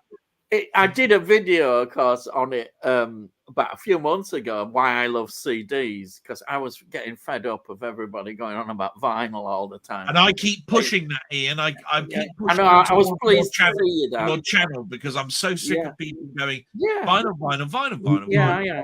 Record, vinyl, record. And they don't. What about the music? That's what I keep saying. And the albums as a work of art, not for the color, but for the music, the musicianship, the artwork of the album cover, the producers, the the everything about linked with an album, how it's made and concepts and that. That's what's interesting, not pink or blue or what have you. I know I could get shot by a lot of people saying that, but anyway. But I'm just going to quickly read out some things that people have said while we've been on. I think this was the last one that I brought up. It's got, "Hi guys, I'll have to watch on replay. Unfortunately, work has got in the way." That's fine, Colin. Glad that you actually came around. Stephen Taylor says, "What dystopian type films released in the last 10 to 20 years or so do you think are worth watching?" That's an interesting question. You got any ideas, thoughts on that one? I've seen a couple of films where we've shrunk ourselves down to miniature size so that we can actually live. What was that one called? I've forgotten. We actually live in dolls' houses, in fact. I think. Yeah, The Road. There's another dystopian future one where he's looking for the Bible, isn't he? He's walking around through the deserts, going everywhere. There's no paper or anything. Everybody's looking for paper. And it's Denzel Washington, I think. I'm not sure. At the end of the day, he walks all the way to New York across all this desert, hands over. That's because he's blind. And he recites to a guy that's got the ability to write the Bible again, and it's called the King George V edition of the Bible or something. That was an interesting dystopian future because it talked about the Walkman and his batteries were just about to run out. Of the Postman. Isn't that one with what's his name in it? That got slated when it came out. Kevin Costner. It was like Kevin 5 Costner. hours long or something. Kevin Costner got it in half because a lot of people don't like Kevin Costner. So any film is associated with it. It was a very, very long film. You've got The Road. Yeah. You've got The Road. You've also got Threads, which I believe was a BBC production. Threads. Yeah. Night of the Comet. Wow. Night of the Comet, yeah. Yeah. There's then three I can think of. Isn't Threads? So I can't remember that one where they all shrink themselves down so that they can, because of overcrowding, you actually sign on to something and they miniaturize you and they put you in these little houses and stuff. It had Mark Wahlberg in it, I think. Can't remember what it's called. Really annoying me. Still, I've got Denny probably having a little look. We might know by the end of the time. That's an interesting question, but which do you say then is the do you think they're worth watching? I would say any dystopian future that is worth watching because they're bringing to the attention something else to ourselves that might make us second guess or second think about the direction that we're going in. It's a perfect way sometimes to tell. I've got one which is quite left field, if you can think of it as a dystopian one, The Navigator. Remember The Navigator? Why does that ring a bell, The Navigator? I come from the past where the plague was, and they go through this tunnel into today. Like, yes, I've seen that one. Could you class that? The Navigator, Ian, brilliant film. Brilliant. They come from right. The plagues. Yeah. It's not that long far back, is it, that one? No. Here it is. Can you see it? The Navigator. No, it's a bit shiny because of the cellophane. Yeah. You have to tilt it to the left or right usually. Can you see it now? If you I can see it. Yeah, can you see that? Yeah. All right. Yeah. It's Vincent. Oh God, what's his name? Who directed it? Vincent Ward directed it. Who done Aliens 3? All right. Now, have we got an answer for him? Are they worth watching? Would you say that they are or not, Denny? And then Oh yeah, they're worth watching. It's one of those left field films which you don't know what to expect when you come on, and you're completely thrown in a different direction. Oh, definitely. I'll definitely watch it. It's brilliant.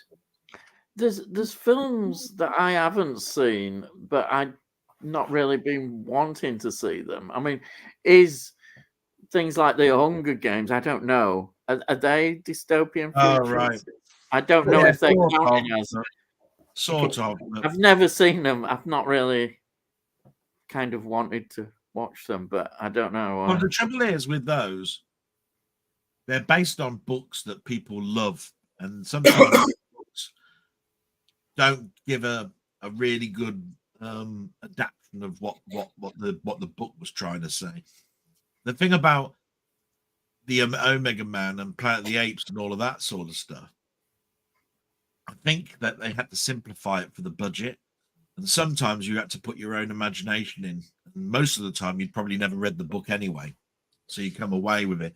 If I hadn't have known of what the Hunger Games was, I might have looked at the film slightly different. But because I know that the book was highly up here, and I was watching it and I was going, well, I don't like the film, so I ain't going to like the book. I've got a bad interpretation, and I'm probably not going to go and read the book now that I've seen the film, because that's what's happening in my life at the moment. I'm seeing more films than I am reading. That's because it's a quicker medium, and I'm finding that I've got less and less time in my life left. So I'm looking at something faster. If I'd have read the book first, I'm pretty sure I'd have been just turning around and saying, "What? Don't watch that shit. Read it." You know what I mean? That's the way to go. So that's all I can really say. But I wouldn't say don't watch them, Ian. I'm just saying go in there knowing that it's a modern retake of something. Yeah, it's not something I'd choose. Maybe if it was popped up on TV, I might just watch it. You know. Trouble is, if you're watching it on TV, when you're watching it on TV, you're probably wishing, can the advert come along now? Because that's when I'm having the most enjoyment. Because I really want to know about that donkey sanctuary, and I really want to be able to help these snow leopards and everything else that's going on in the world at the moment. And this piece of shit film that ITV is showing on at the moment. And there's quite a few in there. Is there about 4 or 5 of them? I don't know. There's 4. Is there 4? Well, that sounds enough. Because they brought one out the last year, didn't they? It was the last one. Yeah, I think so. Yeah, I've heard of it, but yeah. I got the steel book of it and still haven't watched around into watching it yet. Oh dear. What? The steel book looked nice. That's all. No good. Let's move on. So we've got Colin Jones saying, I've been here since early, but was distracted. I think I know where he was distracted, because it's this guy that's coming up next. He's put, it is my friend Maymeister. He's put, evening, folks. Hope the stream is going well. Yes, he had a stream earlier on today. So. I'm not surprised, really. And we've got the last message here that just basically says from Stephen Taylor, Kingdom of the Planet of the Apes is released next month, and I hope it's better than some of the other modern ones. That's true. Yeah. I've quite liked the new Planet of the Apes, Rise, and all of that sort of stuff. Not as much as I like the original series, but I don't think that they've been terrible. I'd certainly watch them over the Hunger Games and all of that. I think the special effects in them are great. I think the dialogue in them is pretty good as well. One thing lacking from them, I think, possibly is the music.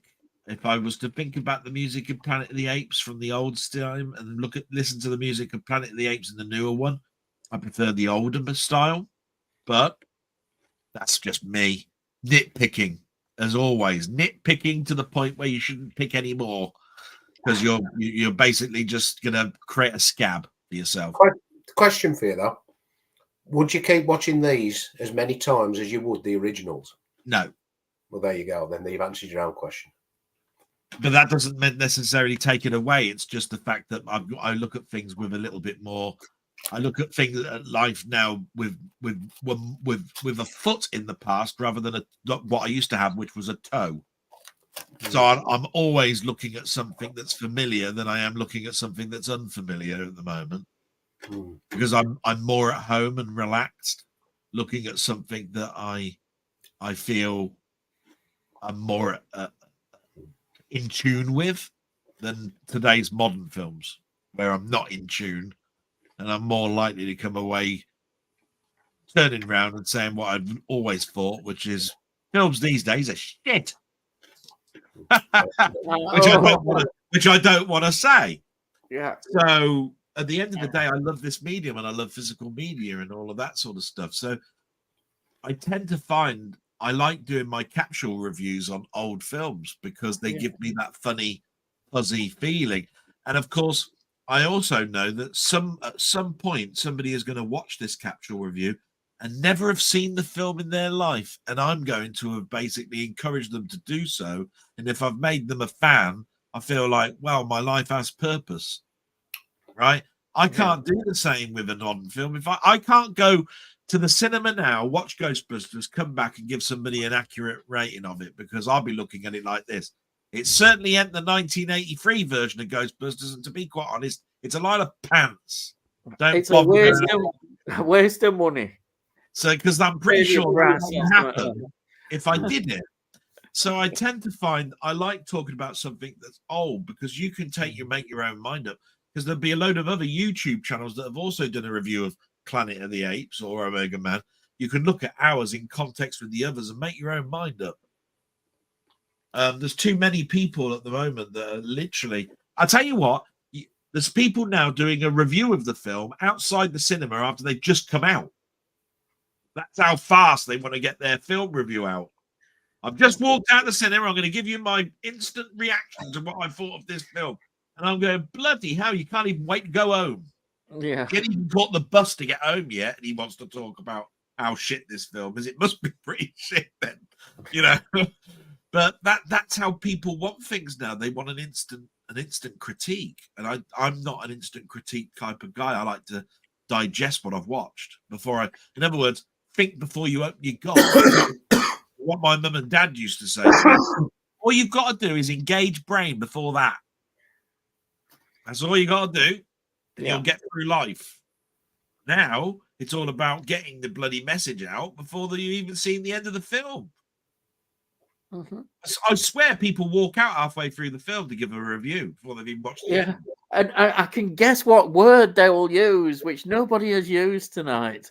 They haven't said solid. If anybody says solid, again, I will strangle them. It's a solid film. No, solid. Oh, hang on. I've got one better than that, Ian. I'm going to deep dive this film. Oh, yeah. Into the water. If anybody, I'll tell you what, it's even the retro channels now. I'm doing a deep dive on this guy. I'm doing a deep dive on this. I'm doing a load of cobblers. Oh, for God's sake! But I'll tell you now, I am now rambling, and I'd like to open it up to you two guys to give your final thoughts on what you've got out of this. Is there anything that you want to talk about for the rest of the films? You and I will mention before all of this now, me and Denny will be sitting down together again and thinking about what we're going to do next. By all means, if you're watching this on a rerun, leave a comment on what you'd like us to do. There's lots of ideas. Don't think of anything out of the ordinary as something not to do. You could ask us to do Steptoe and Son. You could do Faulty Towers as TV programs. You could ask us to do a retrospective of Blake 7 versus Space 1999. Whatever you want, if they were in a fight, who would win? Whatever you want. We want to do a discussion. We want to bring it out. Because I tell you what, all in those years, I was buying the soundtrack. I was buying the Dinky toy. I was buying the Corgi toy. I was reading the comic book. I was reading the annual that came out at the end of the year. Everything else, which means that the more you ask us to do something in certain eras, the more both of us have got a nostalgic belt to come out with. And I'm going to leave it there. So I'm going to let you two guys now talk about what you guys want to say about this stream and whether you've enjoyed yourself or whatever. Promote your own channels as well, by the way. Please do that. Not that anybody watches my video to get it promoted, but by all means, I'm shutting up now. I'm putting the mic off just to prove how serious I am. No, I just want to say thank you for joining the scene. It's very nice to see you, mate. Yeah, I've enjoyed it. Yeah. So I've just subscribed to your channel after all this time. Yeah. Thank you. Yeah. Yeah. Brilliant stream last Wednesday as well, lads. I really enjoyed it. Yeah, these three films, as I said, Charlton Heston's one of my favourite actors of all time. His presence is just amazing. If you've never seen any of these films, anybody out there, if you've never seen any of these films, just put yourself aside off, and if you've got yourself a day off work or something, and like Del says, set them certain times of the day as well, because our Mega Man does work better of a night time. But these are classics. Each one is a classic in their own way. There's not much more I can really say to them, really. Just get them watched, and you'll just see a piece of cinema history just liven up your day. Okay, and over to you. What I would just say, I tend to get a feeling with a lot of people that sci-fi films started in the 1980s or late 70s. No, they didn't. There's a whole wonderful history, and these films reflect that wonderful history. And there's some brilliant films. I mean, you may have heard of Planet of the Apes more than the other two, but the other two reflect very much of that period, how exciting sci-fi could be. And it's got a whole rich history going back to 1930s sci-fi. People forget that, Things to Come, what a classic film that was. 1939, I think. Is it something like that? There's some wonderful films out there. So Star Wars and all that is not the be-all and end-all of sci-fi. No. And don't forget, Star Trek started well before. You can tell which side of the fence I'm on. Total Trekkie above Star Wars. But anyhow, sorry, that's my preaching over. Was that a solid look at it? Oh, God. I have to say, I had to put up that as the last comment because it just came through. It said, I deep dived into your stream and thought it was very solid. Brilliant. I thought absolutely marvelous. That sums it up. I can't overemphasize just how important it is that I've got these two guys that have come in today. Denny, if you haven't come across Denny's channel, he's absolutely fantastic. He's working on a couple of really passionate projects that he wants to get out there, and he just needs that extra little push, and he's nearly there. But if you like your text adventures, if you like looking at certain games and so forth, definitely go to him. I'll try and put a link into the description after this here. He's always in the links of every single blog and every single video I do, as is Ian. Ian is also listed in my credits, in my description of every blog, of every cinema capsule review, everything. You will see he's there. I mention these people because these are people that I think deserve your subscription. Not have them because there might be something that they'll do later on that you might be interested in. Every single thing that they do, there's a nugget of something good in it, even if it's not your subject matter.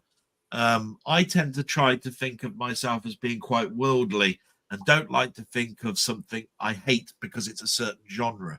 I'll give anything a chance. I'll listen to a tune, even if it's something that I'm not really that interested in. At the end of the day, I look at it like this. It's 5 minutes. How is that going to hurt me? Right? The only time 5 minutes is going to hurt me is if you haven't given me an anesthetic and you've got a drill in your hand and you want to get to my teeth. That's when it's going to bloody hurt for 5 minutes, right? 5 minutes and then it's 5 hours.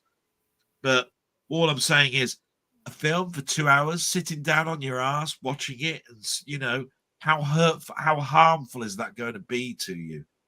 At the end of the day, words. Ronnie Barker always turned around and said, "Don't be afraid of words. Words are there to be used, and use them in whatever way that you want. As long as you're talking, people will be listening." And that's how I've always thought of that. And like I say, I can't express anything else other than thank you guys for anybody who's left a comment, who's watched this. Again, give us some ideas on what you'd like to come back in. We're trying to do this sort of like once a month. We do apologize we didn't get one out the previous month, just work things. But we hope that this 3 hours and 30-minute epic has actually given you something to watch. Everybody looks at me and goes, "You could be in a film because everything you do is over 2 hours." Somebody said that to me the other day. I went, "Oh, thanks very much. Got to get my face out there. Nobody else will." And so with that, I'm going to let Denny say how he likes to end his broadcast. I want you, Ian, to say how you end your broadcast, and I will do my whatever I do to end my broadcast. We'll end it there. Fun. Thank you so much. I normally just say on my channel, this is the Retro Control Centre. Out. And all I've got to say is, I'll see thee again. And you know what I'm going to say? Thank you so much for watching, and salute. Until next time, thank you very much. Bye-bye.